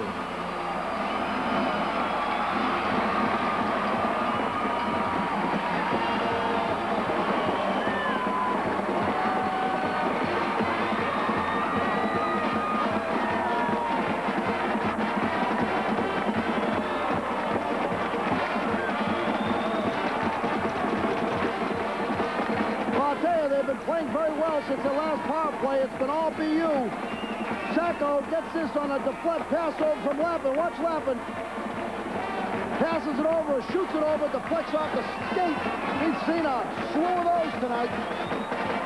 Once again, a guy standing alone in the crease, not really well attended. All alone, shakes loose, kicks it in. Well, that might have been a kick in, you know. Well, turnabout is fair play, and we've seen 3 out of the 4 teams now score goals off skates. Joe Sacco's 17th of the year on the power play at 15:29 makes it a 1-goal game again at 3-2 for Northeastern. And that's about the only way they've been able to get one behind Rich Burchell is kick it in, and Fern Flaman has seen the brothers Sacco do the only damage against Burchell. Dave Sacco had the first goal, and now Joe Sacco has the second BU goal. Well, for the last 5 minutes or so, his team, Northeastern, has not played well in their own end. Mike Lappin and Dave Tomlinson assisting. Both sides now at full strength with 4:05 to play in period 2. Paul Sacco kicked out by Fish. Regan cleared it. Kentela racing after with Paul Sacco, and Sacco got there first. Now Rob Regan took a whack from Grant and lost the puck. Chris Lappin had it deflected by Jankowski. Kentela sends it in. Burchell played it off the dasher. Jankowski took a check. 3 Huskies and 1 Terrier there, but Regan holding his own. Regan goes down, but manages to get the whistle. Well, wait a minute, though. He said 83 and then 98. 14. Yeah. How do you get 98? I don't know. Okay. I just read them. It's still a lot. What's that leave you? You read that you didn't do that math, but oh, we have a Hall of Fame game that we're going to do. And won't that be great? The Reds and the Red Sox, Johnny Bench and Carl Yastrzemski going to the Hall of Fame. But they should have mentioned that on the thing, did That they? doesn't leave you many games to do. Oh, we do enough. Do you? Mm-hmm. I'd be upset if we got paid by the game. 3:25 to play, second period. It's a 3-2 Northeastern lead. Brian Sullivan ahead to Peter Schur. And the sophomore banked it in. Fish played it to the corner. Schur for Sullivan. Schabo centered it right through the slot and picked up by McEachern. For the moment, it's 2-on-2. McEachern ridden all the way to the corner by Cowie. Sullivan took a check from Brian Sullivan. Dave Sacco weaving in, took the shot. Rebound stopped as well. Puck free behind the net. McEachern dug it loose. Mike Sullivan shot it wide from the top of the crease. BU with the momentum for the last 7 or 8 minutes or so. And we're down to 2:40 to play, second period. 3-2. Northeastern has the lead. Harvard won the first game over BC 5-4. That one was a thriller, and this one is shaping up as just that, too. In the corner, Schofield and Joe Sacco, and they freeze it. So I'm going to tell you, Northeastern's not going to win this game regardless of their lead if they keep leaving BU forwards alone in front of the net. I think BU's playing very well. The last 6-7 minutes they played exceptionally well. They don't deserve really to be down in this game 3-2. They played a good second period and find themselves behind. But Northeastern just letting too many of these guys loose in front. That's David Sacco rolling on the forehand. He's allowed to then come in and get a rebound. Now, this is not Northeastern style hockey. When they're playing well, they're usually knocking people down in front. Rossi along the boards. Now Mike Lappin.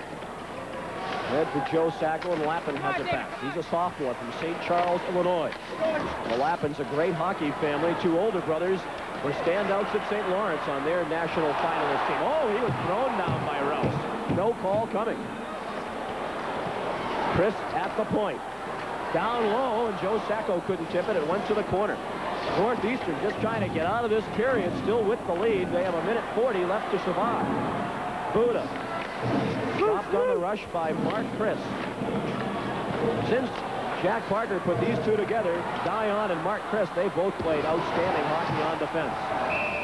And the puck covered in the corner with 1:24 left in the second period, and Northeastern hanging on to a 3-2 lead. It didn't work for Harvard in game 1. Actually, it did work, but it almost backfired as they held on for dear life and nearly relinquished the lead. And now it's Northeastern seemingly hanging on a bit.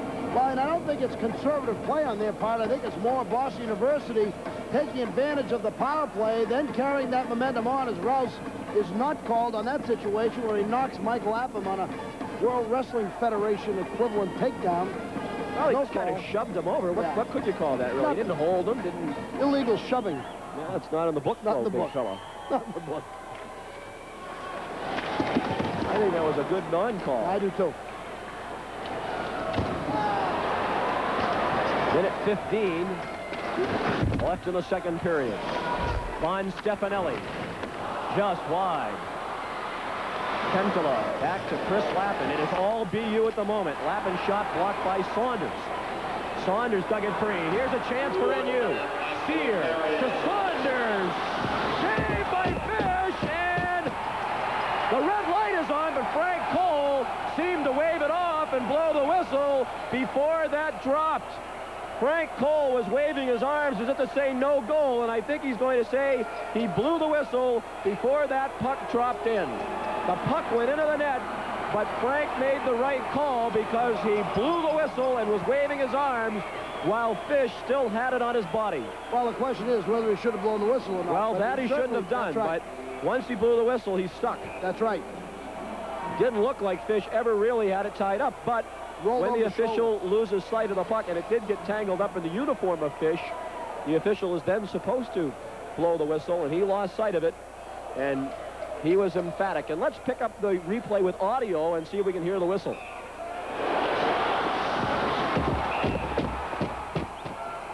Tough to tell from that video angle, unfortunately, where the puck was when you heard the whistle.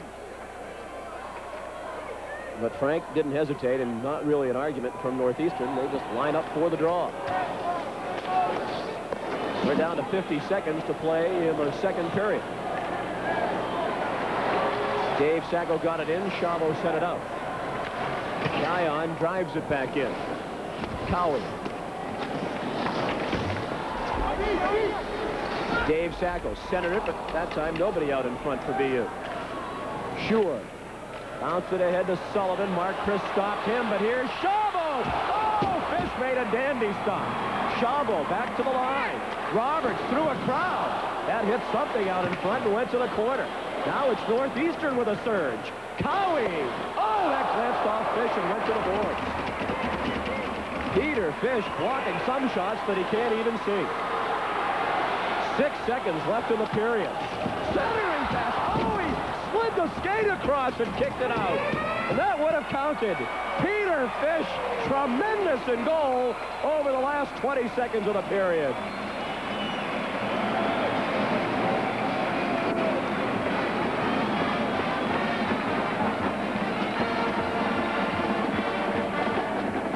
Well, they just had some tremendous opportunities here. Here's the first stop. He kicks that one out. He has some more that are more spectacular than that one. Here comes Chavo down the chute. Sullivan holds off the defense. Great stop right there. That was a spectacular one, a sliding stop. This was a triple over in front. I don't know who keeps this one out, Fish or Sullivan, but it stays out of the net. Tough to tell if Fish kicked this one or if Sullivan sticked at it, and we'll see it here. Oh, that's Fish. Yep. That was Fish. Wow. Wow. It's almost as if Northeastern fell asleep for 10 minutes, and then all of a sudden someone whacked them side the head and they woke up. Just in the nick of time, and they nearly scored. We'll go to the third period and the score when play continues for the final 20 minutes, perhaps, will be Northeastern 3 and Boston University 2. Stay tuned for our intermission activities as the Beanpot continues live on Nesson right after this.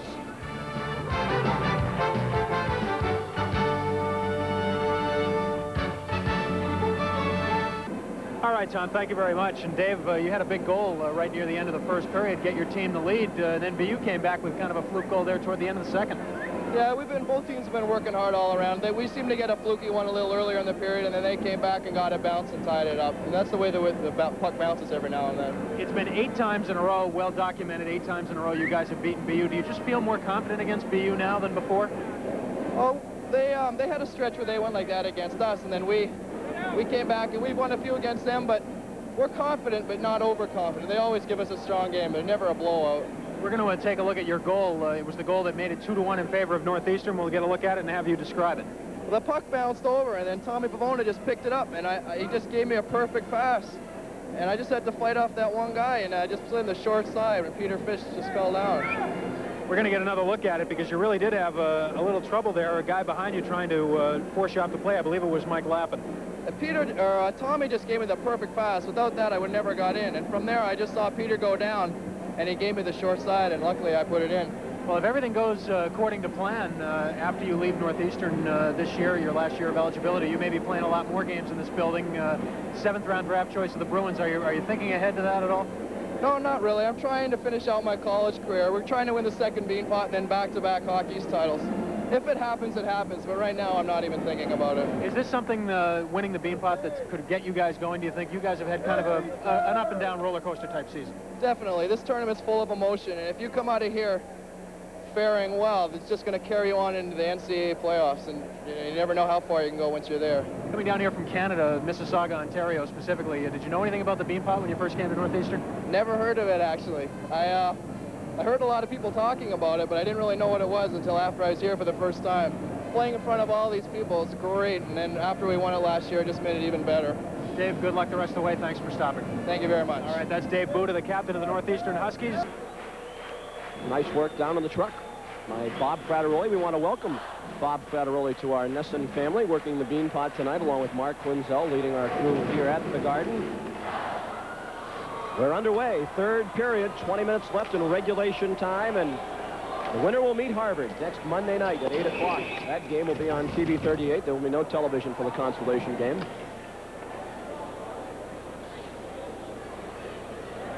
Rich Burchell in the Northeastern net. He's been fabulous, as has Peter Fish. And the goaltending in game 1 was outstanding as well, particularly Chucky Hughes of Harvard. Harvard won the first game 5-4 over BC. Hughes faced 21 shots in the 3rd period and allowed just 2 goals. Many of those 21 were labeled. Kelfer sends it in behind the net. Roberts lost the puck. Mike Lappin stopped momentarily by Cowie.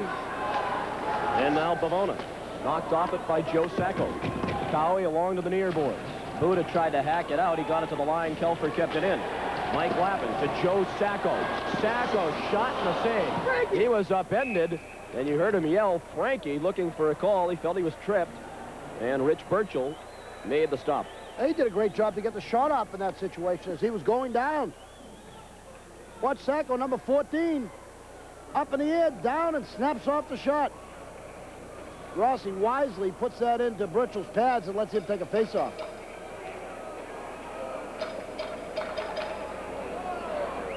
Rich Burchell, a senior from West Roxbury, transfer from the University of New Hampshire, playing in his first Beanpot and handling himself very well.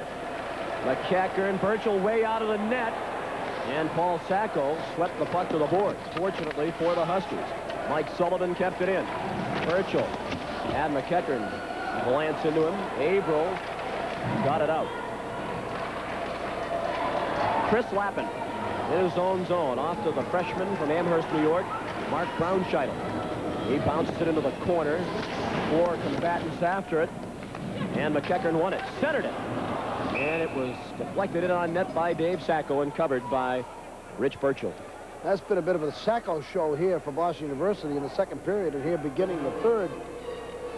Just began the 3rd, 18:37 remaining. Northeastern leads BU 3-2. Saccos have the goals for BU. Dave Sacco scored the first goal of the game to give BU a 1-0 lead. Robbie Grant and Dave Buda scored for Northeastern before the end of the period. 2-1 Huskies after 1. Mike Roberts made it 3-1 for Northeastern in the 2nd period. And then Joe Sacco made it 3-2 at the end of the 2nd. And you saw the sellout. That shouldn't surprise anybody. This is sold out every year. Not every seat filled at the moment, as some of the BC and Harvard fans have gone home with the hour now 11 o'clock. I've never been able to understand why they don't push back the starting time of this game an hour. You know, I think more people would be around here for the end of the 2nd game. If they started earlier? Yeah, start the first. They do it in the consolation game. But nobody cares about coming to the consolation game. If you start the first one at 5 o'clock, a lot of people have a tough time getting out of work in time. You ever been to the racetrack during the week? I mean, to me, 11 o'clock isn't that late. I'd stay, and I would justify by saying, hey, it's one night a year. Why not stay out a little bit later than usual and enjoy the game, especially if it's as good as this one is.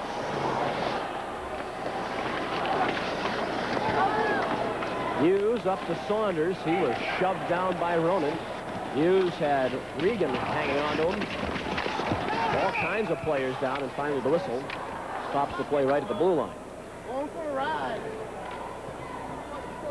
Of course, both of us are usually home and asleep at this hour. That's right.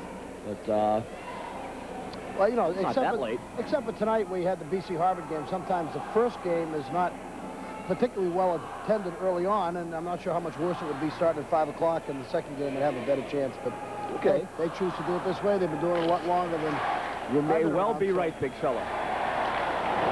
I just don't happen to think so. Jankowski and McDougall along the far boards. Dion slides it toward the net. We've played just more than 2 minutes in the third period. And Northeastern leads 3-2. Robbie Grant, 2-on-2 across the line. He tried a shot, but Tomlinson got a piece of it. Mark Chris off for Tom Dion. He ran into Cowie, came up from his point position. Chris and Jankowski. And both sides very tentative here, Bob, in the first 2 minutes and 31 seconds of period 3. Well, I think they're playing a little bit conservatively early on. You know, both teams are sort of feeling their way as this third period starts. They want to play solid defensively, and certainly BU doesn't want to get down 4-2. And Northeastern likes to score the way it is. They'd like to stretch a little bit, but they don't want to let BU start this game over again with a 3-3 tie. So both teams trying to concentrate on defense. Paul Sacco's shot was deflected. Bavona scores! Rico Rossi kicked it over to Bavona. He backhanded it past Fish. And Northeastern is up by 2 again. It's 4-2.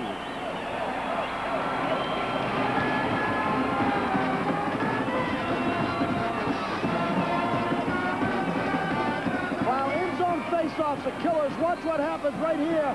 Keep your eye on number 18, Bavona. He's slipping in right from the top of the circle. There's the kick. Is Bavona loose?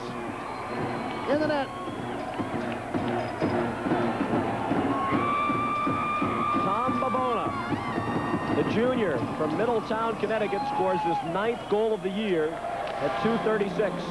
And it's back to a 2-goal Northeastern lead at 4-2. Sent into the zone by Brownscheidel. Burchell lost it. Kelfer in the corner with Paul Sacco. Joe Sacco dug it free. He tries a wraparound, and it slid right through the crease. Brownscheidel. Rico Rossi and Paul Sacco, the assists on the goal by Bavona. Gabriel to Paul Sacco, and he hacks it in. And all 3 of the Saccos have played well tonight. The brothers Joe and Dave of BU, and cousin Paul for Northeastern.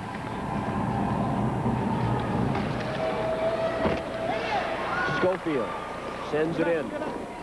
Harvard won the first game 5-4 over BC. The Crimson will meet the winner of this one next Monday night at 8 o'clock on TV 38.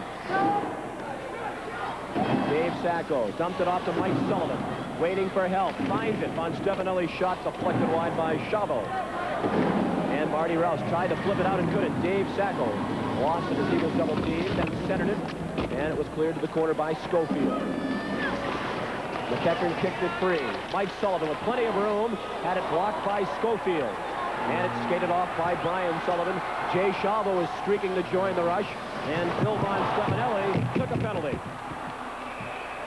He had the play for a while, but then he held on too long and threw down Brian Sullivan. And Phil Von Stefanelli is going off for holding. 15:48 to play. Northeastern leads by 2, and we'll be back right after this. Phil Von Stefanelli doesn't light the lamp of knowledge with this penalty. Look at the grab. He's got him well off the angle. He's by the bottom of the face-off circle, head to the boards, and he just puts him head first into the boards. Just a dumb penalty in that situation. BU does not need to be shorthand. And what was Sullivan going to do? I mean, he made a nice play initially. He had him over in the corner. He had him with his back to the net. Off the angle, well off the angle, not a threat to score. No reason to wrap with him and throw him into the boards. He had the play made. Quit while you're ahead. Northeastern back on the power play with a 2-goal lead. NU 0 for 2 with a man advantage tonight. Cowie down low to Rossi. Rossi put the brakes on. Fed Muse, but he lost it to Kentala. Kentala feeds Ed Ronan. One-on-one with Buda. Ronan sends it in deeper. Minute 35 left on the power play. 15:20 left in the third period. Sear had a trickle toward the net, and Dion came sprawling to poke it into the corner. Mark Chris, with time, banks it out. And Sear went limping off. Injured. He's going down the ramp. Averill tried to start the rush. His pass missed. Cowie walking right in all alone, and Fish made the stop. What happened to the BU defense as they let Cowie walk right into the top of the crease? Fortunately for the Terriers, Peter Fish held his ground and made the play. Paul Sacco, the freshman from Reading. What a game he's played. Backhander blocked by Fish. It's free. And Chris Lappin drives it out. Well, that was a pretty good shot he got off right there. He looked like he wasn't going to be able to get a shot off on net, but he got a testing one off on Fish. He had to deflect it over the net. 30 seconds left on the Northeastern power play. 14-15 remaining third period. Northeastern 4, BU 2. Harvard beat Boston College in the first game of this first night, 5-4. The puck went into the Harvard, yeah, I'm okay. The Northeastern bench area.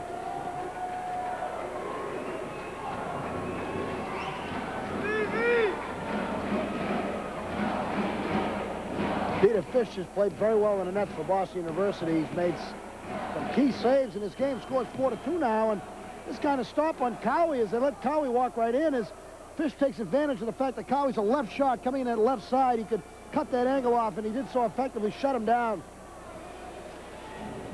Here's another chance by Paul Sacco. That was a backhand shot. Looked like Sacco was off the angle, and he flipped that backhander off and got a good shot off on net.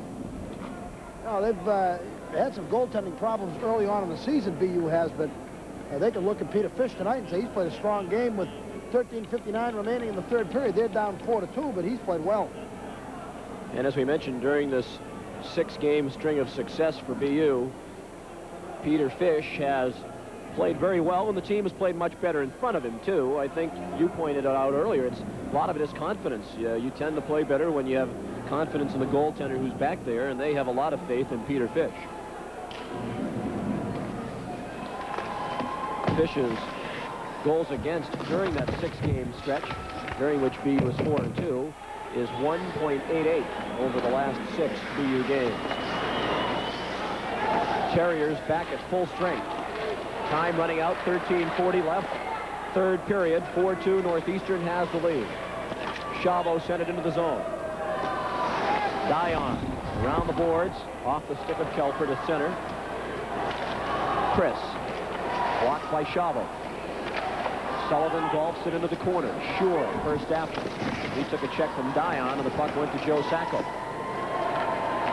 Schofield flips it in from center ice.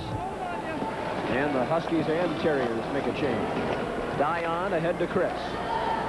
Mark Chris sends it into the right wing corner. Steal by McEachern, but the rest of his mates in the midst of a change, and he was upended. Grant banked it out to Curtin. He tried to drive it in from center. Von Stefanelli blocked it. Then Curtin brought it in, and the play offside. 12:53 remaining in the third period. We'll be back to the Beanpot right after this.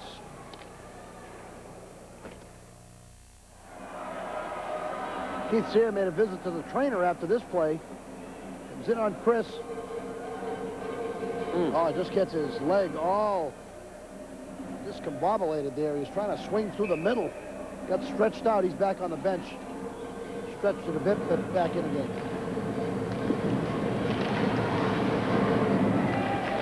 12:45 to play, third period.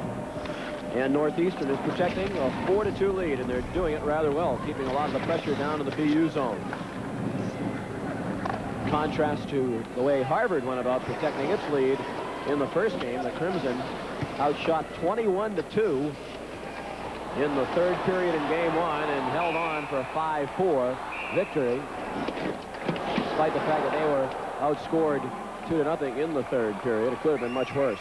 You know, Northeastern can play this checking style and dumping it in and, you know, playing conservatively and picking up men defensively because it's not far removed from the way they play all the time. I mean, Harvard flies. for them to get into a defensive kind of style is completely foreign to the way they play the game, and that's why they have so much trouble. All of this was after the whistle because the play had been stopped for a hand pass. Curtin wound up on the crossbar, and Ron Stefanelli took out his own goalie. 12:25 left. Curtin slides it in for Northeastern. Chris Lappin first there. He overskated the puck, then ran into Grant. And Brownscheitel couldn't feed Regan. Burchell lays it off the glass. Brownscheitel kept it into Kentela. Now Curtin got it to the line, but Regan kept it in. Puck free in the corner. Regan and Roberts. Now Kentela bumped by Grant. In the far corner, Cowie and Ronan. Regan fell down, but he pried it loose. Feeds Chris Lappin. Lappin, backhand, and Burchell gloved it.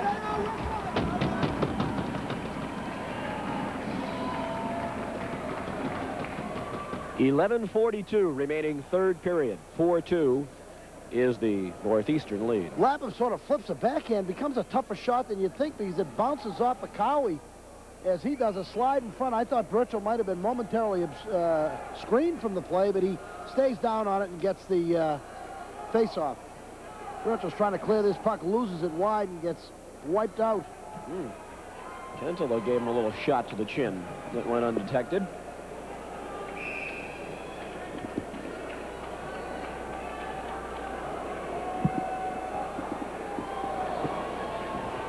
Lappin and Muse, the face-off. Joe Sacco back to Dion. Wide of the net, Tomlinson in the corner. Mark Chris walking in. Chris knocked off the puck by Sear, and Sear takes it back from Sacco, then he lost sight of it. Saunders with Muse. Muse has to track it down in the corner, and Mark Chris made another good defensive play. Mike Lappin. Off to Dave Tomlinson, off the skate of Joe Sacco, and Chris has to wait for his teammates to clear. They do. Saunders blocked by Tomlinson. 9 minutes played, third period. Northeastern leads 4-2. Tom Bavona of Northeastern has the only goal in this period. Offside whistled as Muse brought it in. And now Saunders and Mark Chris renew their acquaintance.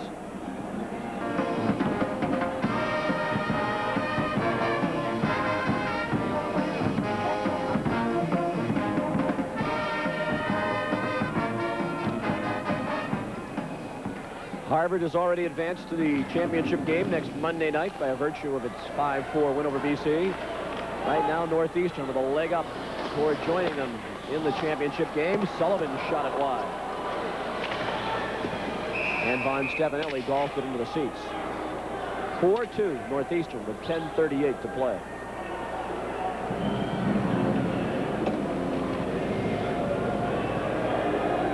El Magnifico, Rico Rossi. That's a nickname given to him by Bill Doherty. He does a great job as the hockey SID at Northeastern. Then you look at Bill Berglund, the goalie coach, and he has to be very proud of Rich Burchell. And he's got to be given a lot of credit for building Burchell's confidence and helping him make his... It's been an outstanding comeback year for him. Marty Rouse flipped it out to center ice.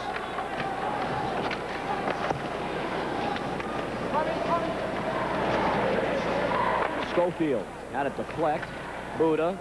Now Bavona gloved it to himself. Buda put it on net, and Fish kicked it out.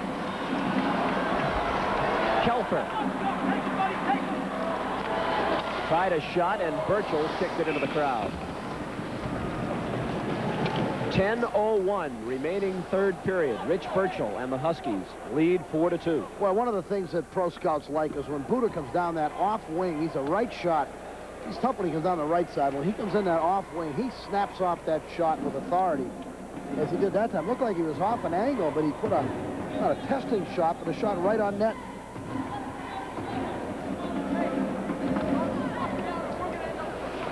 Kelper's shot deflected high over the net by goaltender Burchell.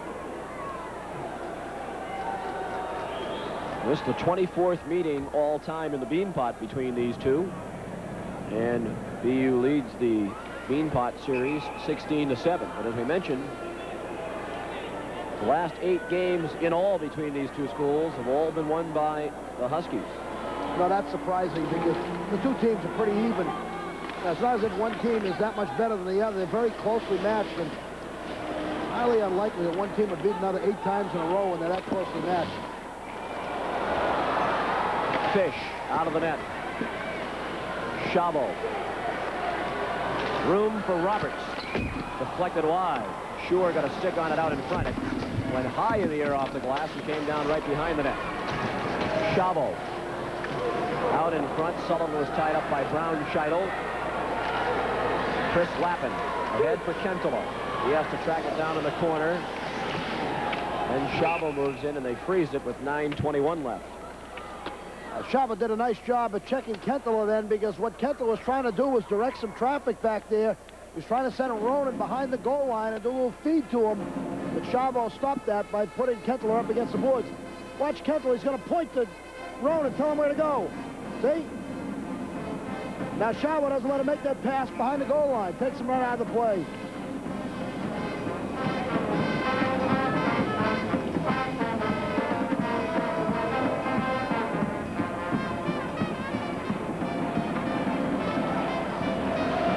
Mark Chris deflected just wide. Mike Lappin got a stick on it in the face-off circle.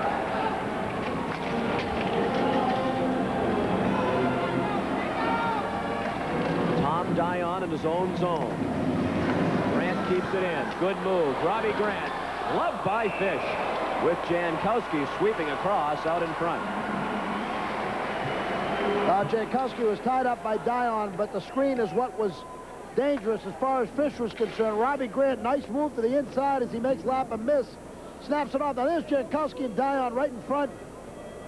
Actually, Jankowski is a little looser than I thought he was. Watch him in front. Robbie Grant for the shot. Jankowski looking for the tip. Fish, nice stop. Dave Sacco slides it all the way down. Urchel sweeps it around to the near boards. Time running down on the Terriers. 8:50 left in the third period. And the Huskies lead 4-2. Harvard won the first game over Boston College 5-4. Averill was tripped in a penalty here. Tripping call. And Northeastern will go to the power play with 8:39 to play and a 2-goal lead. And we'll be back right after this.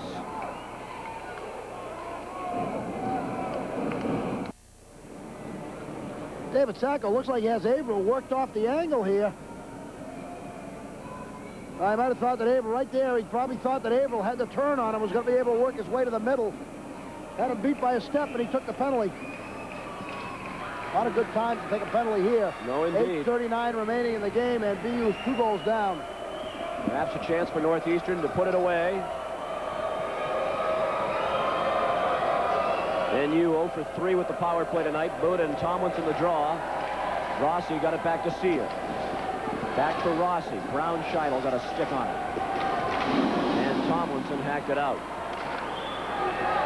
Bob mentioned earlier BU does not have a shorthanded goal this year, so if you're thinking about that possibility, it is remote. Brown Scheidel, he's thinking about it, backhanded it over the net.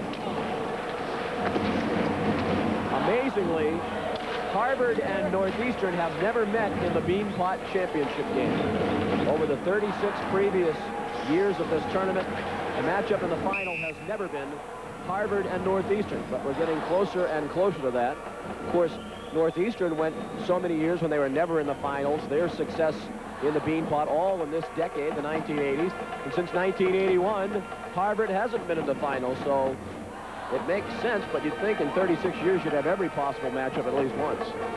Yeah, that's absolutely true. You know, Brown Scheidel almost made a fibber out of you because you were talking about how remote the chances were for a short-handed goal, almost as if he was hearing you from high above ringside. He comes well, in in with the a first game, I backhand said Harvard was snapper. about to put it away, and Brasha scored. That's right. While I was in mid-sentence. Mid-sentence. Hughes took a little bit of a dive and didn't get the call. 1:10 left on the Northeastern power play. Kentola Across the line, Ronan and Dion head for the net. BU is definitely thinking about a goal here, and they have to, with 7:40 left to play, and the Terriers trailing by 2. Averill played it across to Paul Sacco. Rink wide for Muse. And Ronan picked it off. And Northeastern looks like it wants to take these 2 minutes off here. They're not really bearing down, with a great chance to put the Terriers away.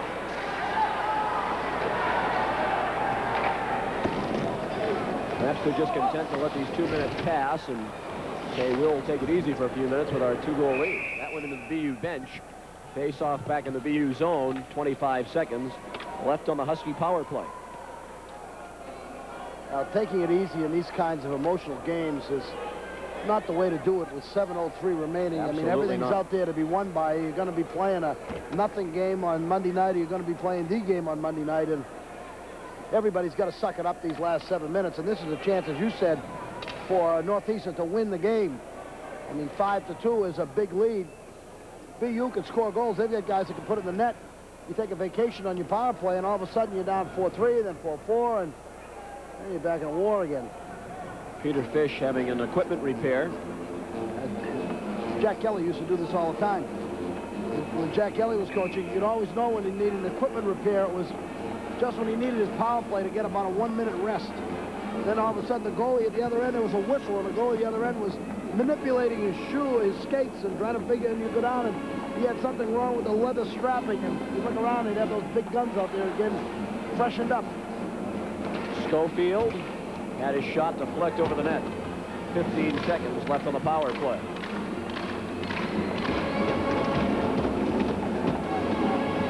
Brownscheitel killing time.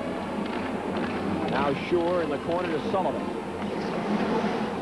And it went through the points and all the way down.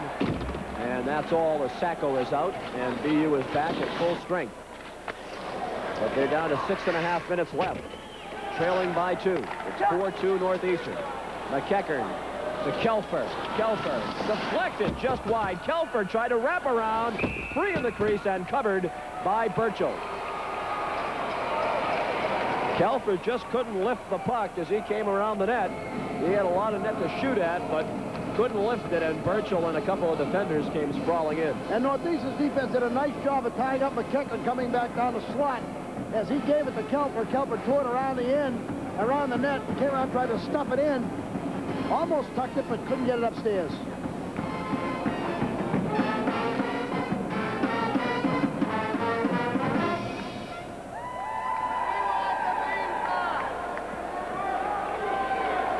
Now, see, McEachern gets tied up coming down to shoot. Kelfer shot around the net, deflected behind. You're going to see him right in front there with it. Burchell just doesn't let him get a shot at it. He was doing a little bit too tight. Yep. Really nothing he could do.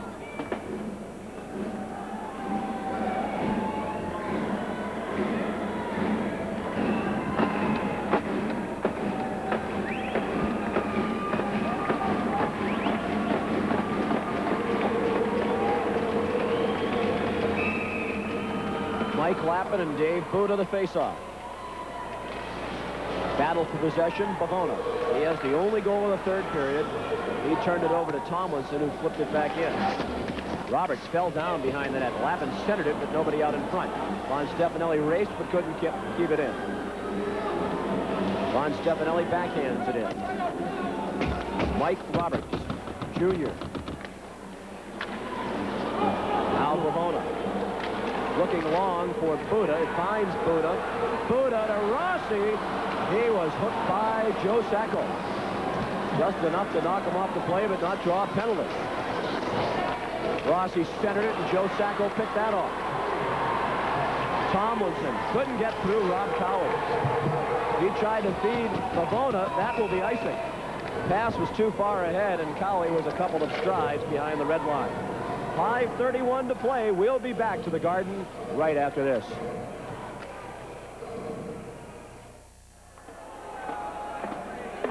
Pretty good break here. Rossi gets the puck from Buda.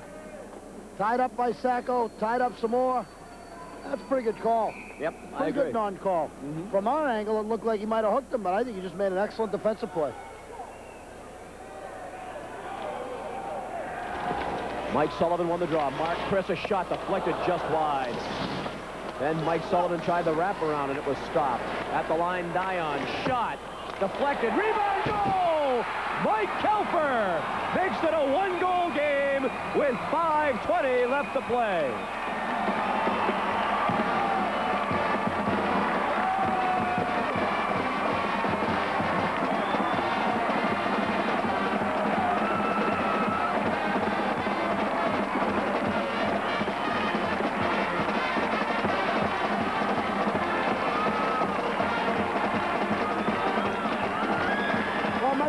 Johnny on the spot right here, number 12. Dion gets the shot. It goes right off the backboard. Watch it. Deflects off the backboard. Kelfer right there. Bang. Wide open net. 21st goal of the year for the captain of the Terriers, Mike Kelfer. The senior from Peabody was the Beanpot MVP 2 years ago. Here come the Terriers again. Kelfer was stopped, and Grant comes back. He lost it, and Kelfer took it away. Here he comes again with McEachern. Kelfer into the zone, looking to center it. It was blocked by Curtin. Dion and Sullivan, the assist on the goal by Kelfer, is 21st at 14:40. Kelfer out in front. McEachern put it on net. And Burchell stopped it. The pass was a little too far ahead of McEachern, but he managed to get one hand on the stick and tip it. And Burchell was still tested. And Northeastern offside as it went across the line. Well, maybe the pass made it even a more difficult chance for Burchell because he really had to move to put himself in front of that. As essentially McEachern one-times it. There it is. He's going to reach for it. Directs it right toward the net. And Burchell comes over and makes a stop. I don't know, maybe a better pass. He'd be able to go back door with it, yeah. Yeah, he still had some room. Yeah. Not much. That's still a pretty good stop. Yep. Be in that position.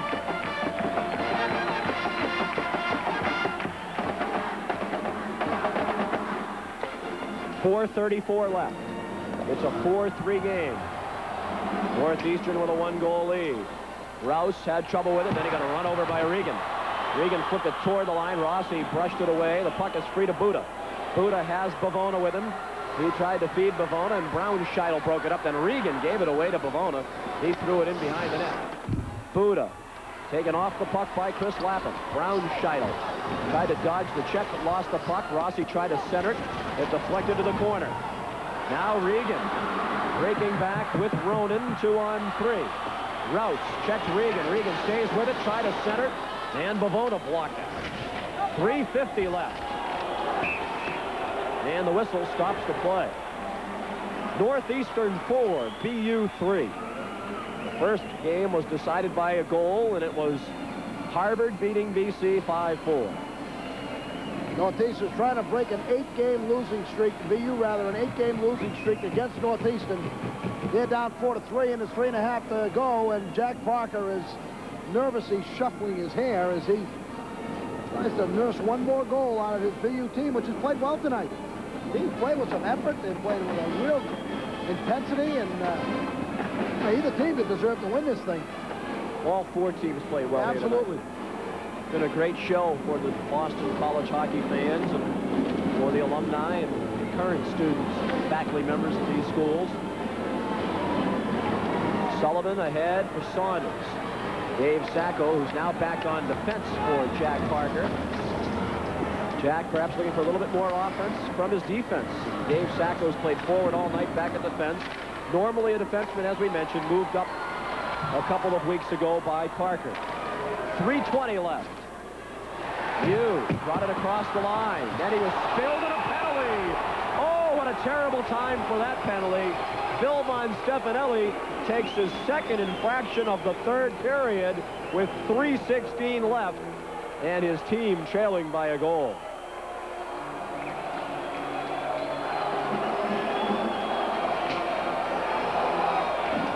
Well, there's no joy on Commonwealth Avenue on that one. Von Stefanelli. Harry Muse, very clever, dangerous in this situation. Watch Von Stefanelli. There he is with the hook. And Harry Muse did a little Hollywood on that, too. I tell you, I think at this point in the game, the combination of the acting and the situation, that one might have been better to not call. have been ignored, but It was called. We had our second shot at it. It was like yes, the other we one did. And live, it did look like a hook from our vantage point. So what can you do? The Sullivans again on the face-off. Brian Sullivan against Mike Sullivan. No relation as far as we know. And Chris. Blocked by Sullivan. He turned it over to Mike Sullivan. He has a 2-on-2 break with McEachern. McEachern had to go off his stick. McEachern cuts in. He is stopped. Goal! Mike Sullivan! A short-handed goal! And we're tied at 4.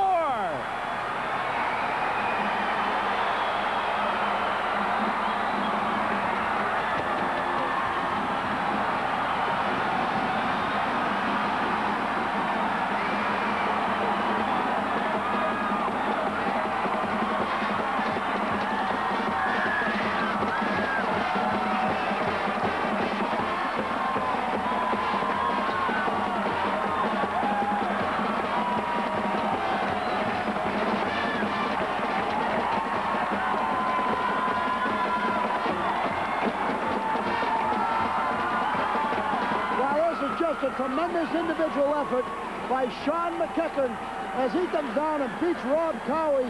Rob Cowie's got pretty good speed. Sean McEachern carrying his stick and everything toward the net. Puck loose. Sullivan comes in and puts it away.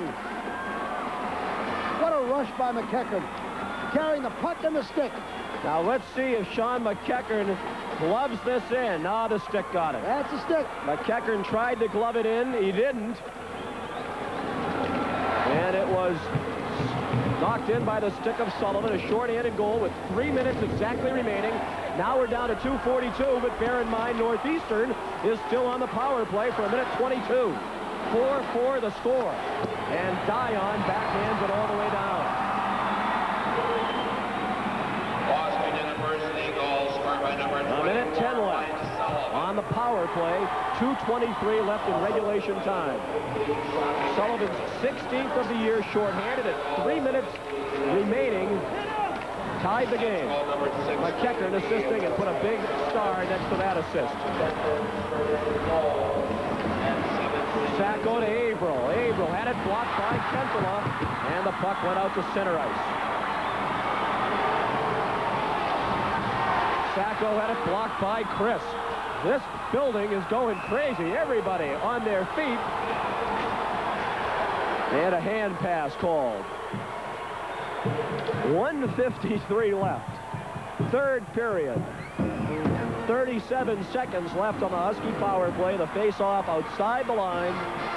And the score tied at 4. 2 goals within 2 minutes and 20 seconds for BU. The second, a short-handed goal by Mike Sullivan, set up by the brilliant freshman Sean McEachern.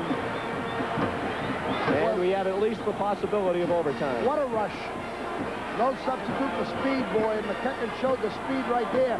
You know, Cowie... And as you pointed out, he had to fend off Cowie's stick, which was trapped within his body frame. Not only that, but Cowie's not a slow skater. No. Cowie is a good skater.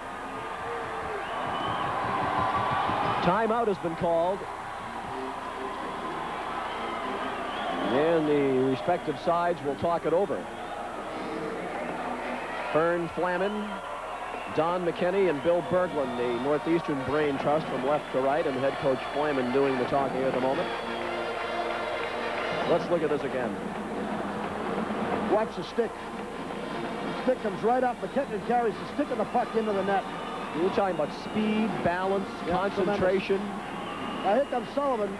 Nobody turns around to pick up Sullivan. He puts it in. I think Roberts was playing McEachern to beat Cowie. Had Cowie been able to handle McEachern, then Roberts could have turned around and picked up Sullivan. But he thought McEachern was going to beat him. McEachern did beat him.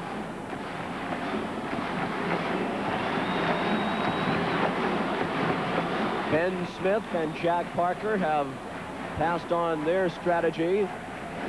And it's the BU fans in particular who are rocking and rolling at the moment. Their team with the momentum. They've come from 2 goals back here in the third period, and what a great start to this 1989 Beanpot, and it still could be a long way from being over.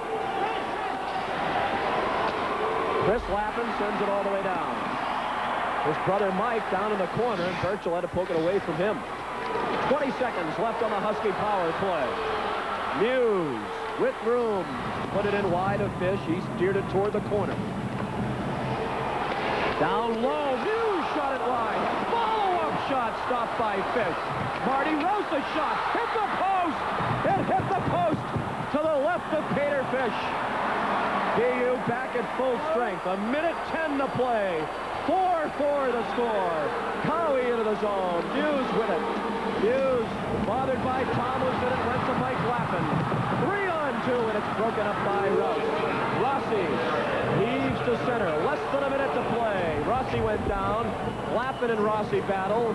They are still swinging their sticks at each other, and they need a whistle and get it right at the blue line with 49 seconds left in the third period. 4-4 the score. You know, we commented earlier that Boston University had not had a goal this season in a shorthand situation. Well, they picked a heck of a time to get there first. Here's the Rouse shot.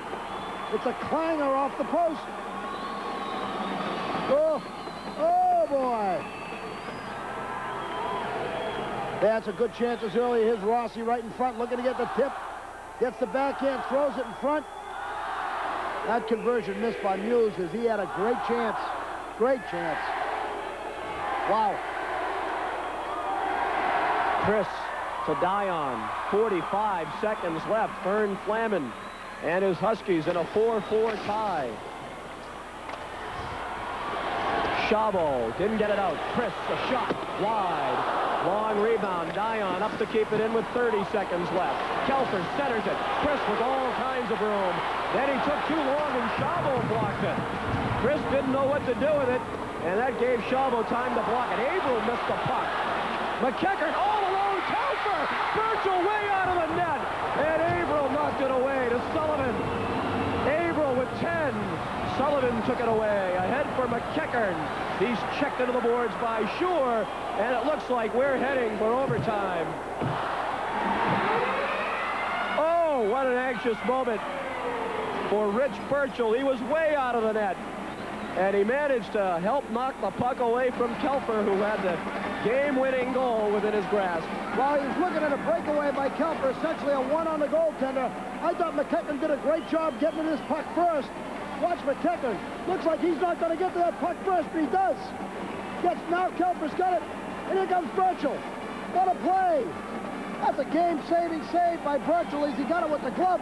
McEachern had no business getting to that puck first. He had no angle to get there. He got there first and moved it in front. Watch this.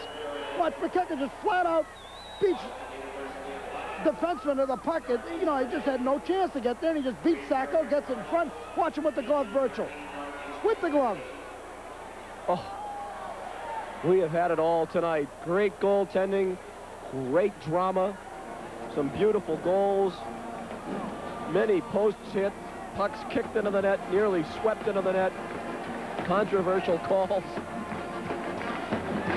What more can we have? We'll have more. We'll have overtime. It's all going to end in a fraction of a second. I mean, it's going to end like that. They will make new ice, and they will come back and play sudden death overtime.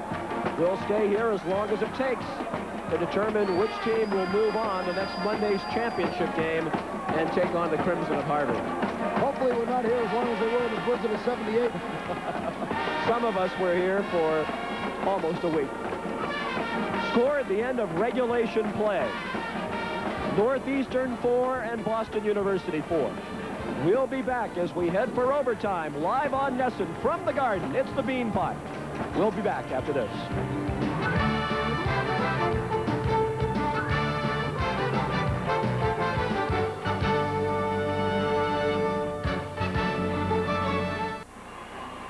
Tom, thank you very much. And we are underway off the face-off of overtime. The winner meets Harvard in the final next Monday night. We're tied at 4. Dion walking in. His shot glanced off Burchell and went to the corner. Great chances in the first 15 seconds for BU. Battle along the boards. Joe Sacco to Mike Lappin. Out in front, Tomlinson! Stopped by Burchell. Tomlinson had a great chance from point-blank range, and Burchell throws it underneath him, and now some tempers flare. Mike Lappin made a great feed to Tomlinson right out in the middle, and Tomlinson had point-blank range, snapped it off. Burchell, as he's done all night long, made a top stop right in that goal crease. Here's Lappin behind the net, out to Tomlinson, snaps it right off, and Burchell's Johnny on the spot. You said it frequently ends early, and Northeastern is pretty fortunate that it didn't. Yeah, notice that right there. Short shift. Jack Parker, 26-second shift by that first line.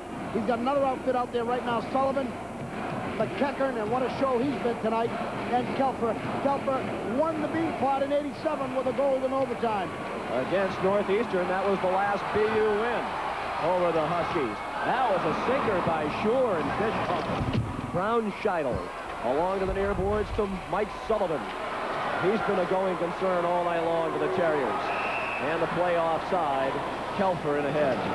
And now Sullivan, Averill, and Chabot need to be separated. Well, Chabot was a third linesman there as he stepped in between the boys and said, hey, this is overtime, guys. Let's all stay on the ice. Can't take a penalty now. Looked like the penalty taken by Von Stefanelli with 3:16 left would be the final nail in the BU coffin. But 16 seconds later, Sullivan, set up by McEachern, scored the first shorthanded goal of the season for BU to force the overtime. They had given up 5 goals while they were on power play over the season, hadn't gotten one on shorthand, but they picked the right time. This is sudden death overtime. He'll play 10 minutes, and if a goal hasn't been scored, they'll change ends and play 10 more. Then if a goal still hasn't been scored, they'll make ice and do it again. Shore sent it into the zone. Chabot and Von Stefanelli. And Kentela swept it to the far boards. Ed Ronan starts back for BU. 4-4 the score. We're in overtime. Sudden death. Burchell. Up the boards. Kentela couldn't block it. Von Stefanelli kept it in. He was looking for a tip and didn't get it. Dave Sacco again playing defense. Regan fell down in the corner. Rouse poked it away from Ronan. Sacco around for Shore, dribbled past him, and Dave Sacco kept it in. Now Paul Sacco of Northeastern. Bounced it ahead to the BU line. Chris sent it back into the zone. Marty Rouse with Kelfer forechecking. Got it out to him. He fanned on it, and Sullivan threw it in behind the net. Steve Schofield ahead to Matt Saunders, and he banked it out.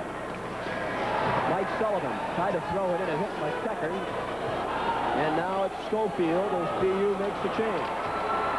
Jankowski sweeps it in. Couldn't send it down low. Mark Brownscheidel just left the puck in his own crease. But the Terriers averted the danger. Roberts into the corner. Steal by Mike Lappin. Mike Lappin tried to center it and did, and Burchell covered it as it deflected right into the crease. Yeah, it looked like it deflected off Rob Cowie's skate between a face-off circle and the goal line. Lappin just fired that puck out in front. Looked like he's trying to hit Tomlinson, who was sitting right in the middle, number 17, Tomlinson. There's Lappin. Look at 17 float down the chute. Puck goes off Cowie's stick and deflects in front. Both sides take advantage of the stoppage and play to change lines.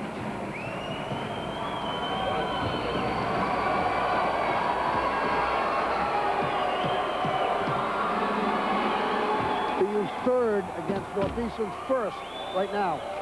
Kentela and Buda the draw. And it's kept in by Dave Sacco.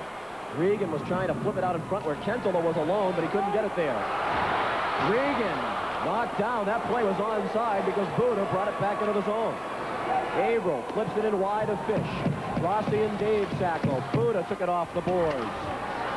And Dave Sacco picks it up. He's been a standout. Over to Von Stefanelli. He had trouble with it, but managed to get it to center. Buda knocked it down. Then Bavona was flattened from behind by Von Stefanelli. Regan was tied up. Dave Sacco walking in. On the forehand with Cousin Paul defending. Regan tried to throw it out in front, and it's Bavona losing the puck. 6:20 left in the first overtime period. Sudden death, 4-4 the score. Bavona lets it fly. Fish kicked it out. He saw it all the way. McEachern. Long pass for Kelfer, broken up by Schofield. And cleared by Schofield. Stopped by Dion. Now it's Curtin. Curtin tried to weave in, and McKickern right there to make the play to Kelfer. Curtin lost it to Sullivan. Ahead for Kelfer. 4-4 the score. We're in sudden death overtime. The winner meets Harvard in next week's championship game. Dion past Schofield on the bounce, and Rouse takes it back to the safety of the area behind the net. Grant with help coming. Jankowski is coming. Grant centers it. Oh, Fish kicked it out. That hit a skate, and Fish kicked it out. Down low, it's Mike Sullivan with McKickern in with Kelfer. 2-on-0, and he shot it wide. McKickern looked to end it. He had Kelfer with him, and he shot it wide. Free puck. Kelfer with it. Kelfer shot it, and the save made by Burchell. And he had two players out in front. And at the moment, it looks like everybody's trying to be the hero when passing might be the right idea. Lappin taken into the corner by Schofield. Now it's Grant. And he sends it up into the seats. Rich Burchell has been under siege a couple of times in overtime. Early, within the first 20 seconds, he was tested. And now within the last minute, two great chances for BU. Well, McKickern's in on the break all alone. He actually misses the net as Burchell just stands him up. Goes butterfly split. McKickern goes wide. Here comes Kelfer. Now look at the players he has out in front. Look at that Terrier all alone. I think everybody wants to get their name in the Beanpot history books, and no one wants to pass it. This is a great stop by Fish, and a feed by Grant goes off. Someone's skate goes up. Jankowski's skate, great back-checking effort by Sullivan. Almost deflected in off the skate. Fish made a great stop keeping that one out. That could have ended it. We're in overtime. We've got a bunch of those could-haves and would-haves. No would-haves yet. But those two chances, particularly the 2-on-0, will be remembered. Lappin put it on net. Bouncing puck, goal!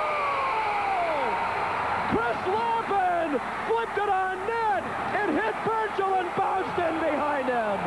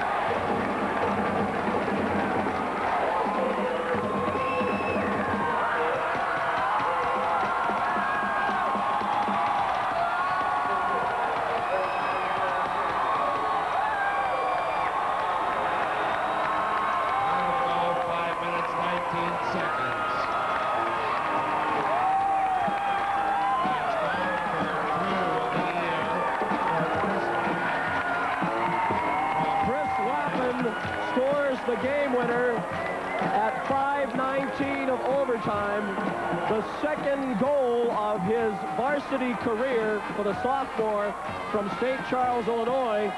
His only other career goal came earlier this year, and it was the only goal of BU's 1-0 win over Minnesota. So his two career goals have been large, but he's never scored a goal in his life bigger than this one, in a nice moment, as you saw seconds ago, when Burchell and Fish shook hands.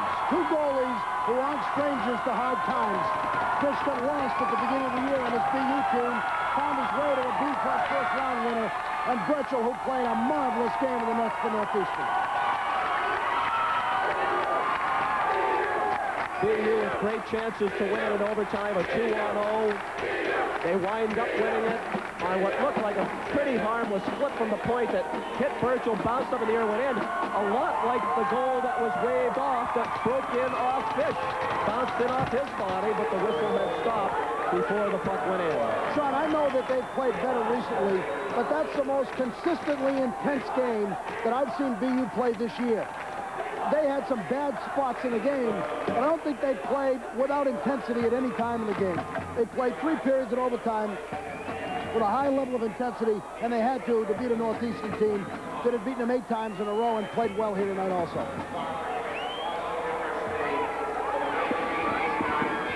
The final score in overtime, Boston University 5, Northeastern games 4. against Northeastern, who would win it in a screamer. Those 2 chances, particularly the 2-on-0, will be remembered. Lappin put it on net. Bouncing puck, goal! Chris Lappin flipped it on net. It hit Virgil and bounced in behind him. And the '89 Beanpot Finals are set.